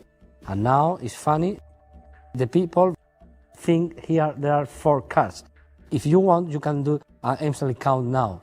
Okay, 1, 2, 3, 4 cannibals, open the mouth, maybe face down like this, and eat this card. For the layman is the 7, but in fact is another cannibal card. Now it's very funny. Break a leg. I did this noise.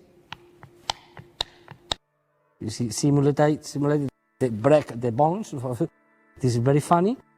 And I put face up. I did the first. The spectator touch the card, put face down. The second card put face down, the third card put face down, and the fourth card put face down. They touch, and then this is important because in the second vanishing we repeat the same but fake, okay? And now they can touch the card, do something like this, okay? Yeah, and this is very strong, this vanishing of the card. Now, leave the card in the home and move a little more in front all cards, okay? And now, this is the first selection. Now I need the second selection. I only did a second deal like this. Put on the table the second selection, okay? This selection I show for both sides. I put face down, I take the 4 cannibals and open the mouth exactly in the middle, 2 cards below, 2 cards up, like this, 4 cards. And now they pretend it, but this time face down, okay? Face down the card, you can show the card until the very last moment, and they eat. Break a leg, break a leg, break a leg, and as can you express the little dance like before. This is very, very, very, very soft movement. And the double card is this. Here is the card. Put under the other 3, under the other 3. And now repeat the movements. The spectator can touch the card, put face down, under the pile, second card, third card, and fourth card. They examine the 4 cards in this moment. Now you can show again the card in the way. Be careful, don't show the last 2 cards, okay? And now, sometimes I put on the table, I do that like a scoop for leave the cards and put in the home, but this moment I move the box a little and shadow card is free. In this moment here, okay? And now I did another second deal, 1 hand, and show the other and the last card. This is the forcing card, but this time I leave the card face up onto the deck, okay? Now I take the cannibal cards, open the mouth, but in reality I take a break on the 2 bottom card, okay? This is 1 selection and this is cannibal card. And in this moment, pretend the cannibals come to eat to the campament at the last card. In this twice movement like this, and when you want, only leave the 2 cards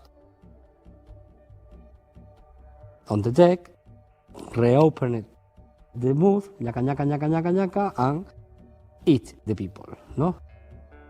Eat the people. But I say always in my history, these people escape for the cannibals. Escape. And the cannibal go home, but he escape and leave the card on the shadow card and show again the card. In this moment, it's very strong because I leave the card here, the cannibals open again the move, and the people see until the very last moment the 7 of spades here. And now, vanishing completely, 1, repeat the same movement. I move the home here, cover the cards, and do the same, dancing, and free, vanishes again. The card, the spectator are absolutely full. And in this moment, you have the 3 selection on the top of the deck. And now I peel 2 cards from the bottom to the top. 2 in different cards, and now 3 selection, follow them, okay? And now I take a break under these 5 cards. Take the 4 cannibals, and this is the end of the routine I learned from Juan Tamaris' routine of Cannibal Tamaris, and take the 4 cards like this, put on the top, take the 9 cards together, peel the first card and put the other on the 9 like this, and say wow, and now show 3 is vanishing the 9 you can find only 4 cards more than. After these 4, you can see the line, okay? Now, square the card, keep the break under the 4 cards, show the 3 cards, repeat exactly the same, peel the 7, and all cards on top, 2, only find 3 now, and then the same, only find 2, and now the last, take the double and put only 1, okay? This is the end of the history. Now open a big fan, be careful, don't show the cards are here on the top, and something like this, I put the upper half under the bottom half and spread a ribbon like this and show the sandwich of the 3 cards between the cannibals. And this is my version of this great theme, cannibals.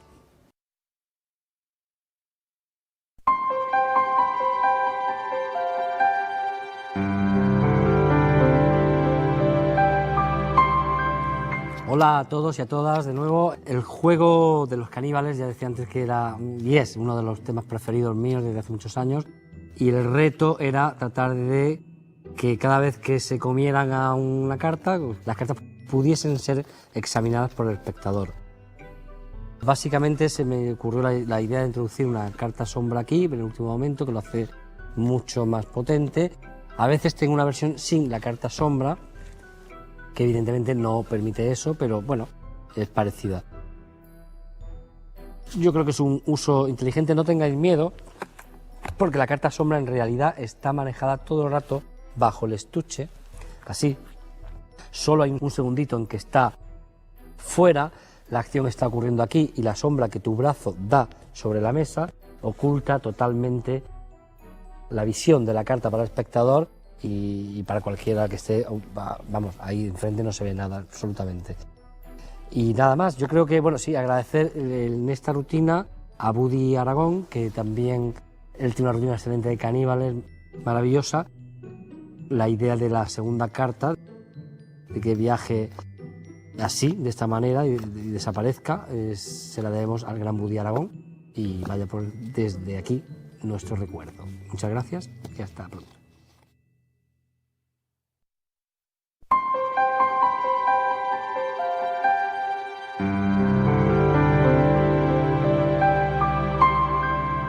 Hi guys, I show you my routine transposition. Watch a pack of cards. Please, I need someone in your home. Say me stop when do you want. Okay? Okay? Stop. Okay. Thank you. Thank you very much. Thank you very much. This card is 7 of spades. 7 of spades. I put the 7 of spades here. Okay? And now I need another people. Say me stop, please. Stop. Thank you. Here. This card is exactly the 4 of hearts, okay? Okay, watch. 4 of hearts, 7 of spades. Watch. Now I put 4 here, and here the 7 of spades, like this, okay? Watch. 7 of spades. 1, 2, 3, 4, and 7. Thank you very much.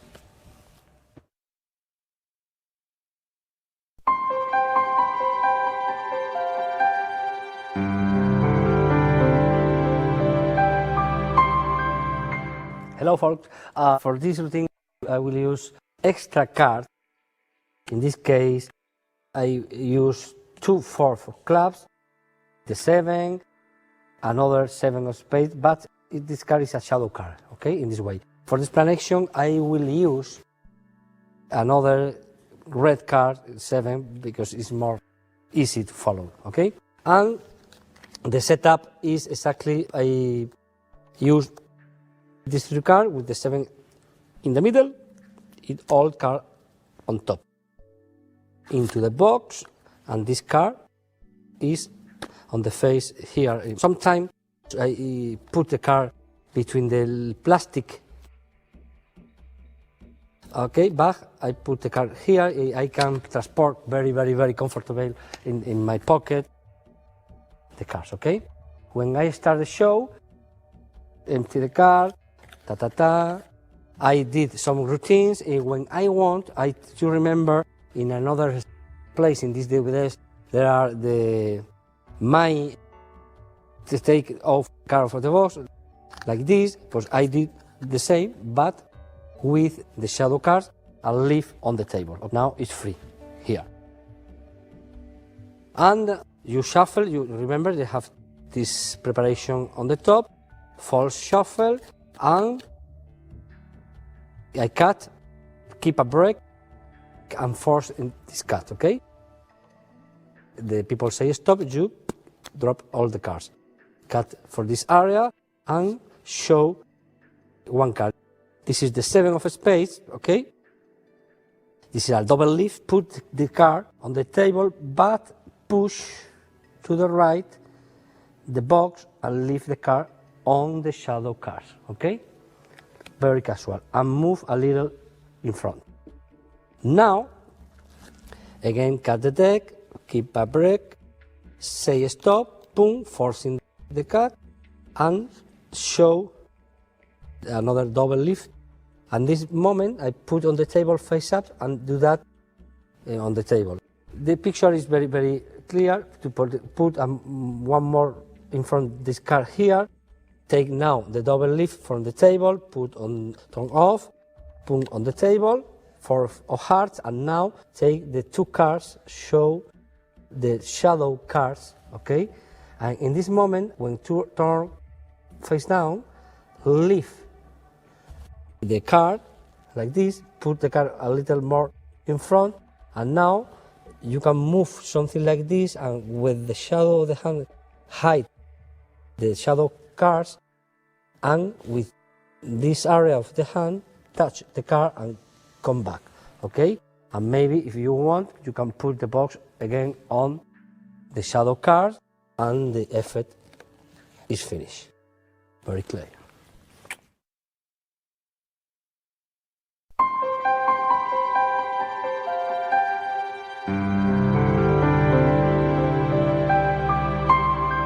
¿Quieres otro Tixi? Pues mira, este va a ser alucinante. Voy a explicar una rutina un poquito más profunda sobre lo que estamos haciendo de la transposición. En esta rutina, que ya habéis visto que usamos estas 2 cartas iguales y la carta sombra, en este caso roja, ¿de acuerdo? Antes de iniciar esta rutina yo suelo hacer otra transposición que me gusta mucho, pero sin carta duplicada, que es así. Se mezclan las cartas. Yo tengo mi set por aquí y lo dejo perdido por la baraja donde sea, me da igual dónde, ¿no? Y ahora el espectador corta y elige una carta, por ejemplo, el 6 de diamantes, que se queda aquí. Y seguidamente la siguiente es el 10 de corazones, en este caso, y que se queda aquí, ¿de acuerdo? Y le pregunto al espectador, ¿qué carta es cuál? Dice, pues el 10 de corazones y el 6 de diamantes. Dice, no te has fijado nada, fíjate, porque aquí está el 6 de diamantes y aquí el 10 de corazones, se han cambiado. De verdad, entonces lo hago, introduzco el tema de la transposición con una transposición que, claro, está chula, pero siempre queda la duda, bueno, lo he visto, no lo he visto y tal. Y digo, te lo voy a repetir. Repito, bueno, voy a explicar esto porque que queda muy chulo. Es por donde te corta el espectador, un doble lead, 3 de trébol, lo dejas aquí, seguido otro doble lead, J de picas, no es carta duplicada. Ahora preparas el cambio de Paul Curry con esta mano y enseñas que ha cambiado. Al momento que estás girando el 3, giras la otra y haces el Paul Curry. Las 2 cartas han cambiado y está muy chulo. Introduzco el tema de la transposición. Ahora busco en mi baraja las cartas que tengo duplicadas, corto por ellas y ya hago el truco que hemos visto de la carta tal cual, ¿no? Sí me gusta a mí casi siempre hacer la vacilada esta de, bueno, dejamos la carta aquí, avanzamos, la escaniana, porque esto le da un punto. Fíjate un momento que si queréis, antes no lo he hecho, pero a veces sí lo hago así, cuando esta carta está boca arriba en la mesa, la siguiente la enseño también al mismo tiempo, con lo cual la foto que tienen es esta, o sea, el 7 está realmente aquí y el 4 aquí, o sea, no hay duda. Y ahora lo dejas, simplemente giras la carta, cuando le das la vuelta está el 7 aquí y el 4 aquí, no puede ser, o sea, esa es impresionante.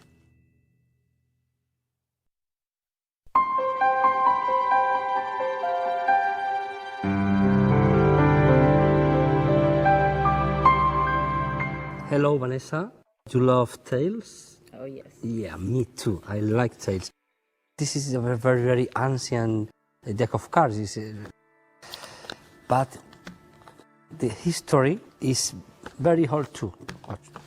Very ancient cards, okay? Very, very all this card. But in this deck, there is one card. What's this card? What's this card? It's really, really, really old card. Touch it card. This card was a prince. Was a prince? Yes. The Jack of Spades. Was a really, really nice prince. And sometimes the prince has a maldición. Maldición. Okay? Maldición. Maldición. The prince was transformed in a frog. Like this. It's funny. It's like it. Fuck. Croc, croc. Try. Croc, croc. It's very funny. Croc. Croc, croc, croc, croc. I like this kind of things. Croc, croc, croc. But I have something special for you. Watch. This is. I like it. Try to put the frog. No, more. Pop. Oh, it's something like this. It's pop. Watch. It's like this. Pop. Ah, it's difficult. It's dead. Sorry, but this is a stupid thing, okay? But take the frog, and you remember the very ancient tale from the frog and the princess. Do you remember the trick? We need the princess, okay? Please say me stop. Stop. Here, okay? This card will be the princess. Show the card for everybody. This card, you like it? Yeah. Okay, I like it. Nice card, okay? The Three of Hearts. This card will be the princess. The legends say if you found the cards between the others, maybe you will be again to prince. Maybe more or less is the legend, okay? I shuffle the cards like this. I shuffle the cards like this, okay? And you must try to find the princess, okay? I put the card here and take the frog. I put the frog in when you think there are the princess. This area. Yeah. Two cards. There are two cards here. I don't sure if here or if here. I don't have idea. Two cards. Please put on the one of the card. Yes. This one? Yeah. Sure? Not this one? No. Sure. Okay. Now watch. If this card is your card, something magical happens. Take the frog, please. Which your card? The Three of Hearts. Watch. Wow, this card is the Three of Hearts. Three of Hearts. It's incredible. Three of Hearts, okay? Watch. But put the frog here. Put the frog here because something magical happens. The prince thinks he found the princess. Come back. The prince come back. Please, unfold the frog. Yeah, yourself. Here. Unfold. No way. No way. Something magical happens, ladies and gentlemen. Now the frog is the princess. This is the real story for the frog and the princess. Very, very nice.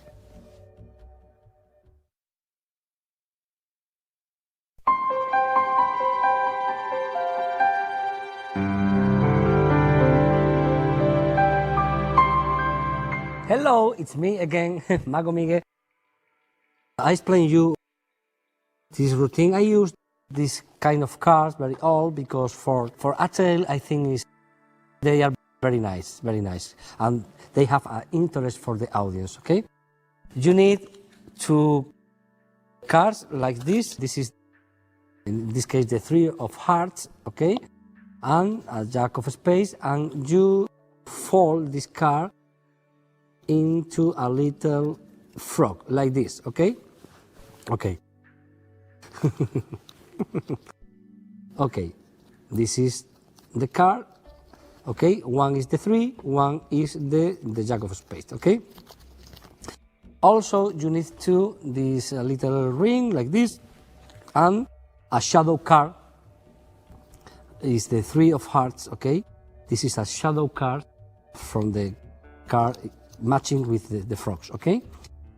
You need, of course, another 3 of Hearts. In this case, is here, and in this deck, the half of the deck are mixed cards, of course, but the other half are all cards are Prince, Jack of Spades. Okay, a lot 26 Jack of Spades. Okay, this is the set, and you put the 3 of Hearts. I put 3 or 4 cards, regular cards, on top, the 3 of Hearts, and then I put under the deck, I put the shadow cards, okay, into the box, and, sorry, the prince, the frog in the middle, more or less, okay, like this. And in the pocket, you must put the 3 hearts frog and the ring, okay, into the one pocket, okay. This now, I leave it on the table now, you can see, all time. And when you start the routine, open the box, blah, blah, blah, be careful, don't show that. Leave the box here, and I ribbon the cards because these cards have interest for the audience. They are very, very different cards. And the people can see in this moment, this is a special card, very, very different, the other. And you now square the card. I leave the box on top of the shadow card, on top of the card, like this. And when I explain the cards in this moment, say, you like this card, I move this box for this area, okay? Here I have the 3 of Hearts in this area, under the box, okay? Now I explain something about this card, show the card, this is the Jack, blah, blah. I tell is the history about the frog. Yeah, I do that, transform the card into a frog. This is very funny moment for the audience. Everybody likes to do that. Now, in this moment, when the people is playing with the frog, I take off from the pocket the other frog, the 3 hearts frog, with the ring, like this, okay? And I did a very bold change, because the trick for the spectator don't start. Only you are playing with this kind of frog. The people do that, oh, very nice, oh, very nice. In one moment, I take the frog like this, you only change like this. That's all. I don't do that. But in this moment, it's very pop. Go, ha ha ha ha, it's very funny, try.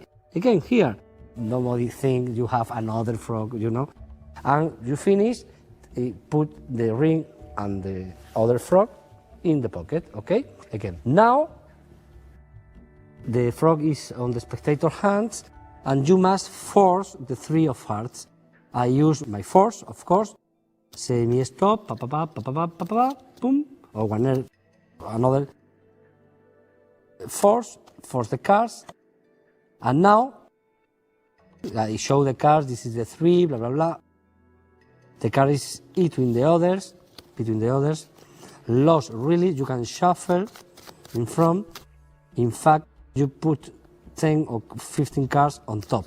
Now, the situation is 10 cards more or less, 26 Jack of Spades, another group of indifferent cards, okay? Now you will force one card of the 26 Jack of Spades. It's very, very, very easy, trust me. The people think you can show some indifferent cards of the top, shuffle, blah, blah, and the people move the frog, maybe jump or maybe take on with the hands and only leave. You know the cards are in this area, more or less.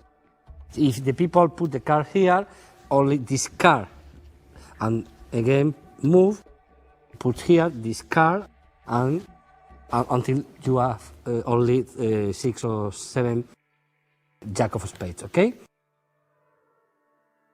And this moment, I take the pack of cards, I leave, they can sit in different cards, put face down, and the last 2 or 3 or 4 cards is very dramatic because they must change or not. Here to here is indifferent.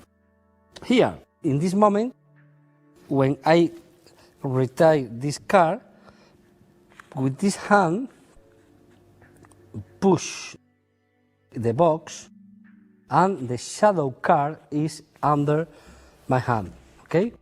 And now I move the hand with the card, like this, okay? I put under the other card, here. Now it's very funny because I don't touch the frog. I say to the spectator, please take the frog in your own hand, and if this is the princess, the 3 of hearts, something magical happen, and show, of course, is the card. And now I say put the frog on the cards, like this. I move the card, the shadow card is here, and with the hand touch the shadow cards and leave again under the box, like this, and put all the cards on the top, maybe no one want to see, and that's all. Now only enjoy this moment. You don't touch the frog, never, and boom, this card now is the jack. It's very, very, very nice, and Vanessa said before, no way, because it's incredible. The people can stand now that the frog is the selection card. Okay, this is my version of the princess and the frog.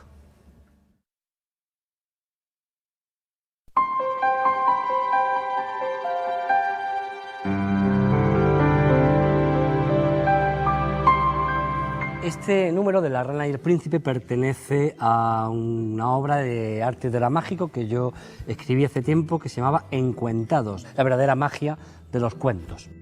Y era uno de los actos y bueno, estaba presentado de una manera un poco diferente que quiero comentar con vosotros. A mí me parece muy interesante todo el manejo, pero cuando lo presento en teatro, bueno, hay una cámara evidentemente, una pantalla y varias historias, este efecto es un poquito más porque la elección de la carta es un forzaje más ingenioso. Yo solo fuerzo un palo, por ejemplo el palo de corazones entero, y luego la carta es libremente elegida entre todas las 13 del palo. Y entonces lo que tengo son, pues tengo todas estas ranas, muchas ranitas aquí, ¿veis? Ranitas de todo tipo, con todas las cartas, las vamos a poner así para que las podáis ver. Están todos los números, ¿ok? ¿Vale? Entonces esto está en backstage, fuera del escenario, y es muy divertido, la verdad, que tiene muchas ranas aquí, todas las cartas.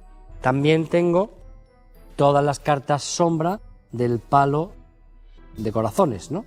Todas las cartas están aquí, son todas cartas sombra, desaparecen por detrás, ¿eh? Entonces, la mesa no está colocada, yo estoy enfrente en el escenario y hablo con algún espectador que quiera ayudarme, le digo que imagine que tiene una baraja, que coja todas las cartas, que las tire al aire, que se ha quedado con las cartas rojas o negras. Diga lo que diga, le voy a ir forzando a que diga rojas. Entre las rojas están los rombos o los corazones, y tal, hasta que se quede con corazones, el forzaje del mago. Y ahora a esa persona le digo que de todas las cartas de corazones diga la que quiera. La dice el 7, pues será el 7 de corazones. En ese momento, mientras viene al teatro y mientras sube, un ayudante mío coloca el 7 de corazones rana y el 7 de corazones sombra, coloca esas cartas debajo de la baraja, o sea, me deja preparada la baraja con el 7 de corazones debajo en la mesa y la ranita 7 de corazones me la deja puesta detrás de un pañuelo que tenemos en la mesa, que usamos para otro momento, un pañuelito que hay aquí, plup, y se quedaría así. Entonces no se ve nada Y claro, empieza el truco con la persona que ha venido aquí, con la carta que ha querido, y el forzaje es mucho más limpio, y bueno, la rana. Eso es una cosa que quería comentaros por si os viene bien hacerla y está más interesante. Otra idea, también para cambiar la rana, que me gusta mucho, tengo varias, os voy a comentar algunas más, porque ese es el momento gracioso. Tenemos la rana J de picas y la rana carta, ¿no? Entonces sacas esto. Muchas veces también lo que hago es un poco por la cara, con el salto, procuro, yo ya he sacado esto así en la mano y procuro que la rana pues se la vayan llevando y la tire alguien al suelo, ¿no? Entonces la tira alguien al suelo en un salto, ¡pap! Se cae al suelo y simplemente lo que hago es agacharme, no cogerla y sacar ya directamente la que tengo en la mano, que es divertidísimo. Otro cambio que me gusta muchísimo es tener esta rana, la rana 2, en un bolsillo de atrás. La rana 1 está aquí, saco tranquilamente el arito, la gente está viendo que esta es la rana y hago un viejo chiste que en castellano, en español sí funciona, que digo, fíjate, voy a coger la ranita y te voy a hacer un juego, fíjate. Le digo, hazte la muerta, ¡ah! Y se hace así la muerta, salta muy alto, baila breakdance, breakdance, y te voy a hacer un chiste, venga, meto la mano detrás y dejo una rana en el bolsillo, saco la otra, te saco las manos así y le digo al espectador, ¿dónde está la rana? ¿Dónde está la rana?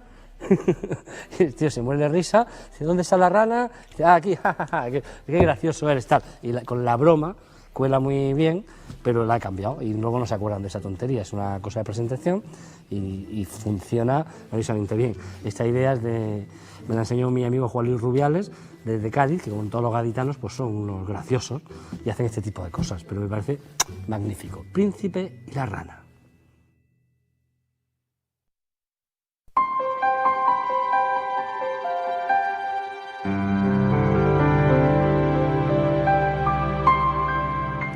El arte del origami, que tantas satisfacciones ha dado a grandes y chicos, va a transformar este cartoncito en una rana.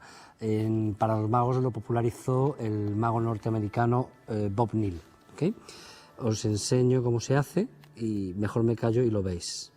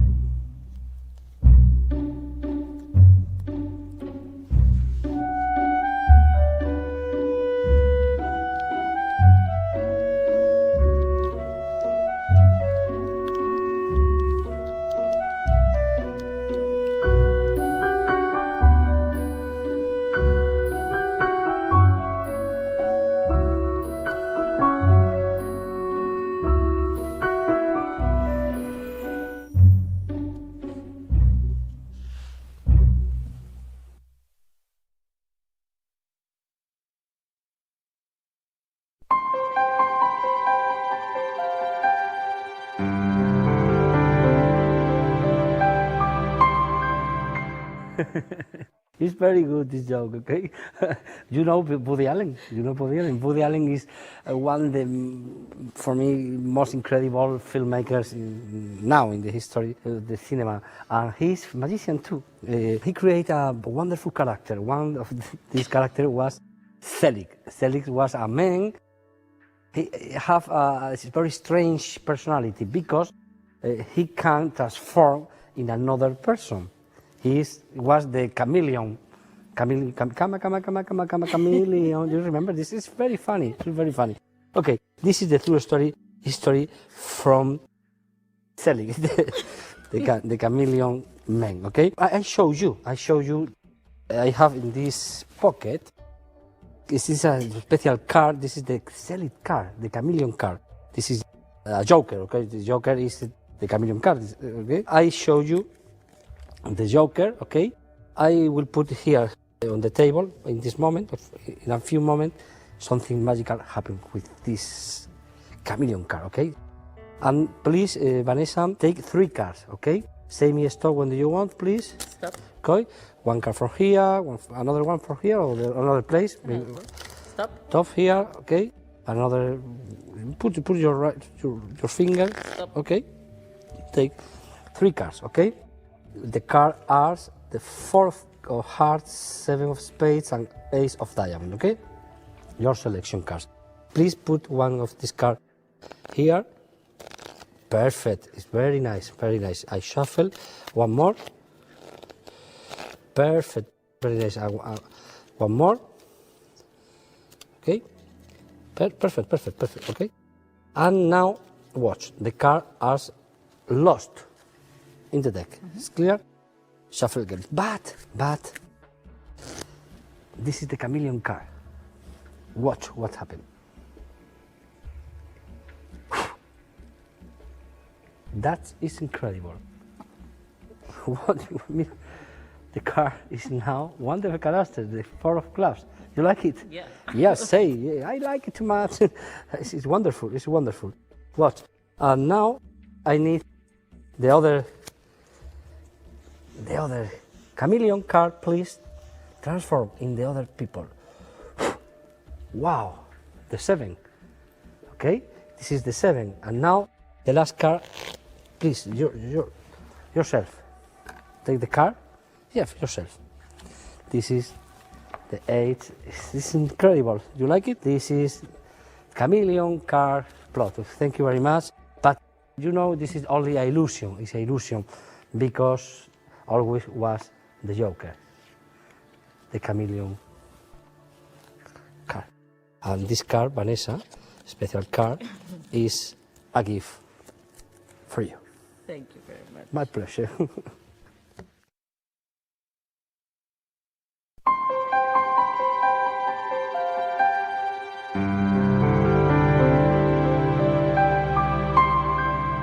Hello guys, I love this routine very much, very much. You need a little things for this routine. You need two shadow cards. This one, the 7 of spades, is a shadow card, and you use also this one, the joker, is another shadow card. Okay. You need 2 duplicates of 4 of hearts in this case, and another duplicate for the shadow cards. Okay. This is the set, and 2 little bag like this, and that's all. A pack of cards. Okay. This is the set. The preparation. You put 1 shadow joker inside this bag. Put 1 of the duplicate cards on the shadow cards. Pretend only be a joker like this. Okay. Now the 7 on the 4 and the joker in this order are on the top of the deck. Okay. The deck is into the box. The shadow card 7 is under the box. This second bag is in the pocket, in one pocket, and the other plastic bag with the joker in the other pocket. Okay, and you are ready. You are ready. Now start. Something like this, nothing on the table. Remember, you have the extra card here. Put the card in this way, and now leave the deck. Show the cards, and now you must force these 2 cards. Okay, you force. The method is you can choose the method. Okay, I use usually this one. Say stop, boom, 1 card. Say stop, boom, second card, and the third selection will be really, really free. I think this combination is really good because the third card you must do the same here or here, blah, blah. It's more free, okay? And the people assume in his brain all cards are free, of course. Now, remember, you must have the joker on the top of the deck, okay? And now you must control the unique free selection on the joker, okay? This is the unique thing you must do. First, I did the sequence I use usually, which of course is in the show you see only with Vanessa, but in the really show, each spectator is different, of course. And now the first spectator, 7 of hearts, put the card loose really in the deck and shuffle. The joker is in the bottom. The second card is loose, of course, and shuffle and put the joker on the top, and the selection put on the joker, and take a break and double cut, put on the top. Now the situation is the free selection, the joker, and the very well mixed cards, okay? Now you can introduce this card, or if you prefer, as you see in the show, you can show before, a little before you shoot the card. It's different, okay? I talk about the chameleon card. This is the joker, special card, I protect, and take off together the two cards, like this, okay? And this is good because the people can see your face through the plastic bag, okay? Like this. And then, this is for me very funny because you did the glide move of the cards like this, and this, if the map is black, the card, put the card on the table, and this is the plastic bag empty for the labels. And now, in this moment, what happened here? You are one step ahead because here is one of the selection, here are the second selection, and here you have the third selection. Did that, something like this, boom, and this card is exactly, wow, the first selection. This is very, very magical. Now, you must top change the card, like this. You top change the cards and leave on the shadow cards, like this, okay? Here, okay? Now, what happened now? The card is the second selection, a pairing, and now this is very, very magical.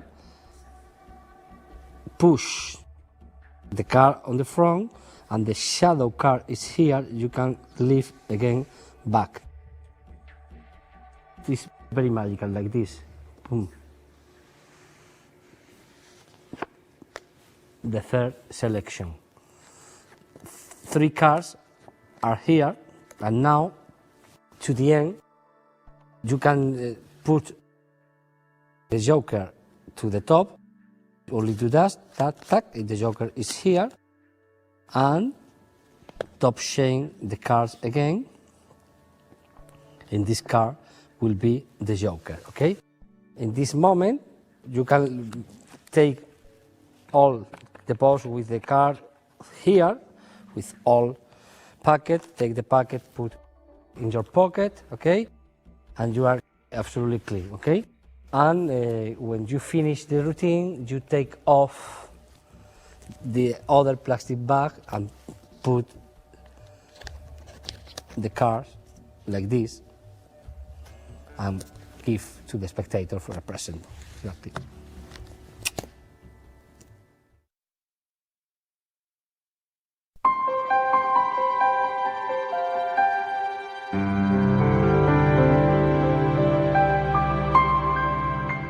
Llamo célica esta rutina, lo dije antes y traté de decirlo en inglés, en honor a Woody Allen, que me encanta ese director y que es mago y aficionado a la magia, y en muchas de sus películas hay referencias históricas bastante cultas hacia la magia.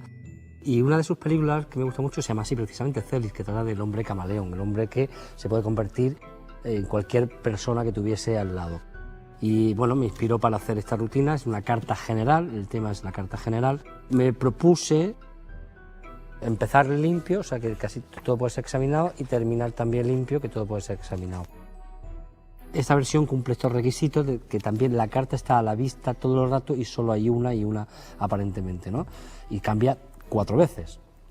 La carta de comodín a elegida, de elegida a segunda elegida, tercera elegida y otra vez a comodín. Y todo es examinable. Ese es el reto. Este juego apareció publicado en un libro de la editorial Páginas, se llama La historia de la magia del siglo XX española, y era el juego que yo aporté a esa colección, para los curiosos. Para mí es un juego un poco jazzístico, aunque fuerzo 2 cartas y una es libre, evidentemente. Suelo la carga final, si os fijáis en la actuación que he hecho con Vanessa, y luego, como lo he explicado, ha sido en tiempos diferentes, porque lo permite. Este juego hay que sentir, cuando tienes a los espectadores delante, cuándo puedes mover los objetos sobre la mesa. Pero bueno, básicamente la estructura ha quedado clara. Es importante que al final se regale la fundita con la carta, pues eso lo lleva la gente, se lleva su comodín y acaban de alucinar porque han visto que ese comodín se ha convertido en 3 cartas distintas. Y lo tienen, se lo graban mejor que si te lo guardas tú. Es un regalo. También quiero decir, por ejemplo, voy a tenerme en este momento en el forzaje que hemos visto en otros juegos. Quiero explicarlo ahora mejor, porque nació para este juego. Yo andaba buscando un forzaje que me permitiese en una misma acción forzar cartas sin cambiar la posición de las manos, y que fuese no una sola sino varias seguidas, ¿no? Y que además no me desordenara la baraja, que le llamo yo forzaje encadenado, porque sigue encadenado. Las cartas que se van a forzar están arriba, vamos a dejarlas ahora así cara arriba para que se siga bastante bien, y la cosa es ir pasando cartas y le pides al espectador que te diga basta cuando quiera. Tú vas mirando la boca del espectador, cuando ves que abre los labios para decir basta, empujas con este dedo la primera carta y con este otro la pones sobre la mano, a la vez que adelantas un poquito la mano y con esta mano señalas como diciendo esta, y se la das. Esto permite que puedes seguir por donde ibas, la gente va viendo siempre cartas distintas, te paran otra vez, ¡pam!, y vuelves a repetir lo mismo, segunda carta, tercera carta y la que quieras. Es un forzaje realmente diabólico, funciona muy bien, yo lo he llegado a hacer hasta casi, bueno, con 5 o 6 cartas seguidas, es insospechado. Visto de frente, el ritmo, para que lo veáis, es así. Yo no enseñaría las cartas primeras, que son las que voy a forzar en este caso, pues serían el comodín, el 7 y el 4, no los enseño, las muevo así, y cuando ya he pasado 4 o 5 cartas, levanto las manos para que vean cartas distintas. Las manos se separan bastante, no es así, están separadas, hay un movimiento grande, y utilizamos esa teoría de que un movimiento grande oculta uno pequeño. Dígame usted, basta cuando quiera, basta. Entonces cuando tiene que coincidir que diga el ta de basta o el stop, cuando justo el acento de la sílaba de la parada que te digan, con el dejar la carta, y haces este gesto y señalas, y has forzado la primera. Seguimos continuadamente, basta, y ahí te ponen la segunda, basta, ¿veis? No se ve absolutamente nada, y bueno, yo creo que es un forzaje que se me ocurrió y quería contarlo en este Mago Migue Allegro. Espero que lo disfrutéis también muchísimo, como todos los juegos que hay en esta sección.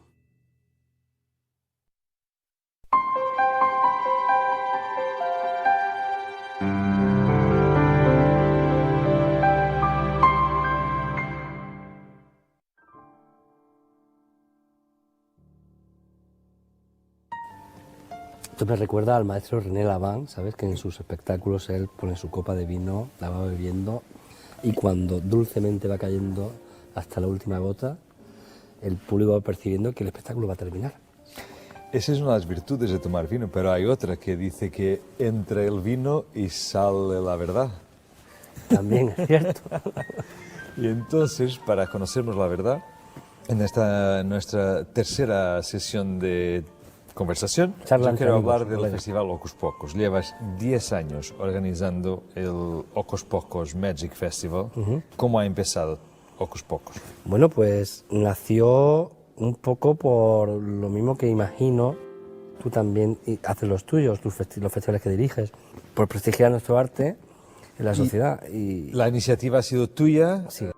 Pues mira, todo es un proceso largo. Yo vivía en Madrid entonces, estuve hasta el año 2001 viviendo en Madrid, me tiré 15 años, desde el 88, 87, 88 hasta el 2001. Y claro, yo decido entonces regresar a Granada. Tomé la decisión de dejar Madrid otra vez, buscando tal, bueno, la vida te da vueltas, ¿qué hago, qué hago? Y de repente vi la H muda en la palabra Granada, que es un nombre de la capital. Es un juego que en otros idiomas no funciona, pero en español sí. Si decimos gran hada, con una H muda intercalada, significa como una gran hada. Es un juego de palabras que funcionó muy bien, lo vi y dije, tal. Y bajé, empecé a hablar con los políticos, me entrevisté con el alcalde, con el concejal de cultura, pero al principio no querían, tal. Y eso fue un proceso de 5 años, de varios noes, hasta que en el 5.º año, que fue el año 2001, dijeron que sí. Y se hizo realidad en el proyecto en el 2002. Y aquí estamos ya va para, este año haremos el número 11. Venga. ¿Cuáles han sido los objetivos iniciales que te presentaste a ti mismo, que te planteaste al crear Hocus Pocus? Bueno, sobre todo, el que me movía más era tratar de prestigiar un poco y darle una visión distinta del arte que representamos a la sociedad. Porque yo ya estaba cansado un poco de ir a una fiesta, que eres mago, tal, venga, para los niños, tal, pero no porque los niños no sean importantes, que lo son, sino el tono este despectivo que muchas personas utilizan hacia nuestro trabajo, ¿no? Y luego, sobre todo, que me daba rabia que cuando me entrevisté con el concejal de Cultura las primeras veces de Granada, no querían, pero porque pensaban que no había gente que le pudiera gustar la magia, porque nunca habían visto un mago. La mayoría de la gente nunca ha visto un mago. Cree que sí, porque ha visto algo en televisión, tiene imágenes, todo el mundo sabe lo que es un mago, eso sí, pero la experiencia de la magia todavía, afortunadamente, la tiene muy poca gente. De eso vivimos, ¿no? Y los que nos dedicamos a ello profesionalmente, es el pan nuestro de cada día, el trabajar buscando gente que abra los ojos y se ilusione un poco, ¿no?, con lo que hacemos. Entonces, Ese fue el Hocus objetivo. Pocus no está dedicado a los magos, está dedicado al público en general, aunque sea un referente para los magos también, porque vienen artistas muy buenos de lo mejor de todo el mundo. Intentamos, pues, eso no solo es una razón de presupuesto, que obviamente si tienes un presupuesto decente, digno, con dinero puedes contratar casi de todo. Afortunadamente uno tiene muchos amigos en el mundo de la magia que han venido, como tú, has venido a trabajar allí por cariño, aparte de por el dinero que te haya podido pagar, evidentemente eso es lo de menos. Eso es apoyar un proyecto, el que sea, ¿no? También hay una parte dedicada a los magos, que hemos hecho, hacemos unos talleres, workshops, pero un poco diferentes. No es la conferencia al uso dealer, que haces los trucos y luego los vendemos y tal. No, ahí se han hecho un workshop de 3 días, por ejemplo, con John Carney, con Roberto Giovi, con los 13 Fingers, con los 10. Pues son experiencias que el que ha tenido la suerte de vivirlas no las va a olvidar nunca. Además de talleres de maquillaje, de iluminación teatral, de puesta en escena, de guión. No sé si habrá valido para algo, si los magos luego lo continúan o no, pero ahí están. Es un trabajo que es bonito, que yo me lo he pasado fenomenal recibiendo la información y compartiéndola con los colegas. Pero el Hocus Pocus no está diseñado para los magos, no es un congreso de magia. De hecho, solo se pueden apuntar 50 magos, nada más. A partir de 50, para poder darle un buen servicio no hacemos más, ¿no? El resto es para la ciudad y ya está. Y un referente para mí fue el festival que tú diriges en Coimbra, que te lo digo ahora, creo que no te lo había comentado, o sí, no me acuerdo. Es un referente de cómo hacer las cosas. A mí me gustaba mucho mejor la manera de tratar el arte de la magia, la publicidad que hacíais, los carteles, todo eso. Fue una inspiración un poco. Bueno, ¿no? los carteles de Hocus Pocus son no están mal, absolutamente están mal. fantásticos. Y eso obviamente todo contribuye para el respeto y la percepción que se tiene del festival. A nivel de público, a lo largo de los años, ¿tú has sentido que has ido logrando educar un público y agrandar ese grupo de fieles al festival? Eso está pasando. De hecho, colgamos el cartel de sold out absolutamente en todas las funciones, todos los años. Y algunas veces hemos hecho más, o sea que a la gente le encanta, hay gente que repite, y yo he visto a niños que han crecido con el Hocus Pocus. El año pasado actuó uno en una gala que hicimos así familiar, y un chaval que tenía 19 años, que llevaba 9 años, es decir, desde los 10 años, yendo al Hocus Pocus, y era su sueño. Se hizo mago, yo no lo sabía, y lo he conocido después, y dije, no, tú actúas en el Hocus Pocus, y estaba el tío y la familia todos llorando allí de felicidad, ¿no? Eso es muy hermoso cuando pasan ese tipo de cosas, que merece la pena, le da sentido también un poco a la profesión, a lo que hacemos, ¿no? ¿Has sentido que con esa credibilización del festival y ese impacto añadido año tras año, con el aumento de público y los fidelizados de alguna manera, que eso ha apoyado o ha ayudado a que otros apoyos puedan de alguna manera llegar al festival o no? O sea, hay sponsors que finalmente, porque sabemos que los grandes sponsors habitualmente pues patrocinan juegos de fútbol y de Fórmula 1 y festivales de música. ¿Ya has sentido la consecuencia inmediata del atractivo que es la magia al ser un arte para toda la familia? Nos ha pasado en alguna etapa. España ahora está pasando una crisis muy potente, como Portugal y como todo, bueno, como todo, yo creo que todo el mundo en general. Y por desgracia, esos patrocinios que teníamos hasta el año estamos en el 2012, hasta el 2010 los hemos tenido fuerte, han desaparecido ahora porque han decidido cortar por estrategia de la marca que sea, no apoyar determinados patrocinios. Y sí ha habido, pero yo creo que ahora hay una cuestión puntual, ¿no? La idiosincrasia del país, de lo que está sucediendo, y hay consignas que parece que hay empresas que les parece como mal hacer recortes de no sé qué, tal y cual, y apoyar algo cultural, pues es una cuestión sensible. Ahora mismo estamos con la taquilla, básicamente, y un pequeño apoyo del gobierno de la ciudad, ¿no? ¿Y tú crees que es posible llegar a un punto donde el público creado ya es tanto y tan fiel que podrá soportar, justificar? Bueno, ya ha pasado, ya está pasado, ya llevamos 2 años así. Está soportado básicamente porque el público llena los teatros, y ese dinero es el que está pagando lo que se trae. Básicamente esto está pasando, o sea que es un éxito. Yo estoy encantado, se sigue haciendo. De hecho, ha sido el único festival al que no han tocado, ni siquiera se han planteado los políticos quitar. Han caído 2 este año en Granada de otras historias que se hacían, y Hocus Pocus de momento no, se salva. Es decir, la magia le interesa. Tampoco estamos hablando, en mi caso, de un presupuesto enorme, no es un presupuesto grande, y bueno, está bien. Se habla de Granada con alegría, produce asombro y buen rollo. O sea, la repercusión es a nivel nacional, con lo cual están encantados. Bueno, a nivel nacional y no solo a nivel nacional, porque los magos que han llegado de los 4 cantos del mundo, que han pasado tiempo en Granada, pues llevan los mejores recuerdos, y hay aquí un patrimonio de experiencia que es absolutamente increíble con el Hocus Pocus. La pregunta es, si en un día tienes un alcalde que te llama y te dice: Migue, dinero no hay problema, proponme algo con que hayas soñado. ¿Cuál sería tu formato ideal de festival? Esa es una buena pregunta, porque como nunca me ha pasado...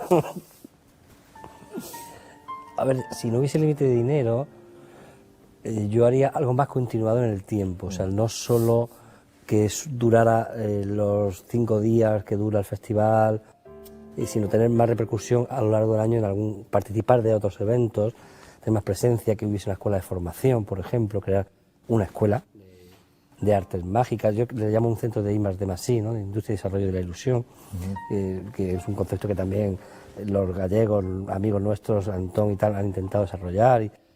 Y yo creo que eso lo intentaría hacerlo, preocupado más de la formación y también de una parte social, potenciar la parte social de ir a visitar a niños o ancianos o gente que lo pasa peor y no tiene recursos y nunca va a poder disfrutar de una experiencia teatral de ningún tipo porque no tienen dinero directamente y no se lo pueden permitir ni se lo van a pagar. Pues tratar de llevar algo de felicidad un poco con lo que sabemos hacer a sus vidas. Eso, que lo hacemos muy puntualmente durante el festival, por altruismo de todos los artistas que pasan por ahí, pero que fuese un proyecto de verdad consolidado, yo invertiría dinero en eso. El Hocus Pocus nace y crece en Granada, pero es un formato que con gran tranquilidad podría ser exportada a otras regiones de España. La marca Hocus Pocus y la fórmula que se ha testado y que se lleva testando en la primera década, ya entrando en la segunda en este año, ¿tú lo ves saliendo de Granada o como ha nacido en Granada lo quieres mantener en Granada y está un poco hecha a medida para Granada? Nació a medida para Granada, pero mi sueño siempre ha sido el de expansión. A mí me encantaría que hubiese un Hocus Pocus Nueva York, me encantaría, vamos, o Lisboa, contigo, me encantaría. También hay que ser consciente de la realidad. Yo no le he puesto mucha fuerza, dedicación empresarial a ese proyecto, la justa. Y sí hemos hecho hacemos en Madrid, en Fuenlabrada, un pueblecito cercano a Madrid, hacemos todas las navidades un Hocus Pocus presenta Los Reyes de la Magia, una gala de magia potente. En Málaga se hace otra. Este año ya se está planificando en navidades 4 ciudades más, Sevilla, Almería y tal. O sea, hay una expansión en la medida de mis posibilidades, mis energías y el equipo que no tengo también, claro. O sea que hay que ser conscientes. También ahora, fíjate, yo creo que la crisis que estamos viviendo para la magia es buena, en mi opinión, porque es un espectáculo barato, entre comillas, comparado con los presupuestos que se mueven. O sea, es más barato que vayamos tú y yo a hacer un show de magia, que la gente se va a poner de pie, seguro, a aplaudir, a rabiar, que llevar una sinfónica de 50 profesores a tocar la última de Beethoven, ¿no? Que es muy buena y muy conocida y tal, pero solo mover a los 50 profesores, con ese dinero solo, probablemente tú y yo ya tenemos para poner el teatro en pie. 3 días. Entonces, eso se están dando cuenta también, que la magia funciona, que sigue siendo nueva, porque estamos pocos, y que le gusta a una gran mayoría de público también. La magia atrae a mucha gente. También hay mucha gente que no sabe que le gusta la magia, porque no ha tenido la oportunidad de verla bien hecha, ¿no?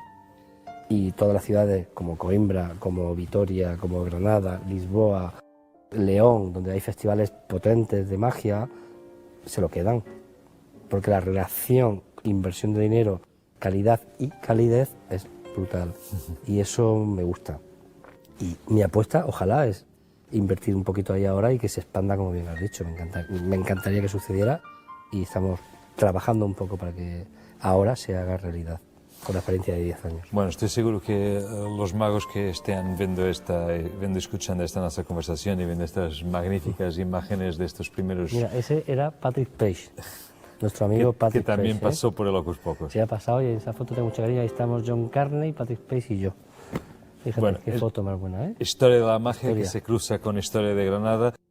Y si hay algunos colegas que están viendo ese DVD y que tienen una gran sugerencia para hacer, sea porque les gustaría un día participar de Hocus Pocus, sea porque quieren enviarte información al respecto de sus trabajos, ¿cómo pueden saber más del festival o entrar en contacto contigo para mandarte información? Bueno, muy fácil, a través de mi website magomigue.net o del festival hocuspocus-festival.com directamente, o pones Magia Granada en Google y te van a salir donde pinchar, escribir un email, lo que te escriban a ti, tú me lo pasas, da igual. Perfecto. Sin problema, y estamos conectados, que para eso estamos en red. Muy bien. Y entonces creo que solo nos queda brindar al Hocus Pocus Festival. No, por la magia. Por sea la magia. Donde sea. No. Donde sea.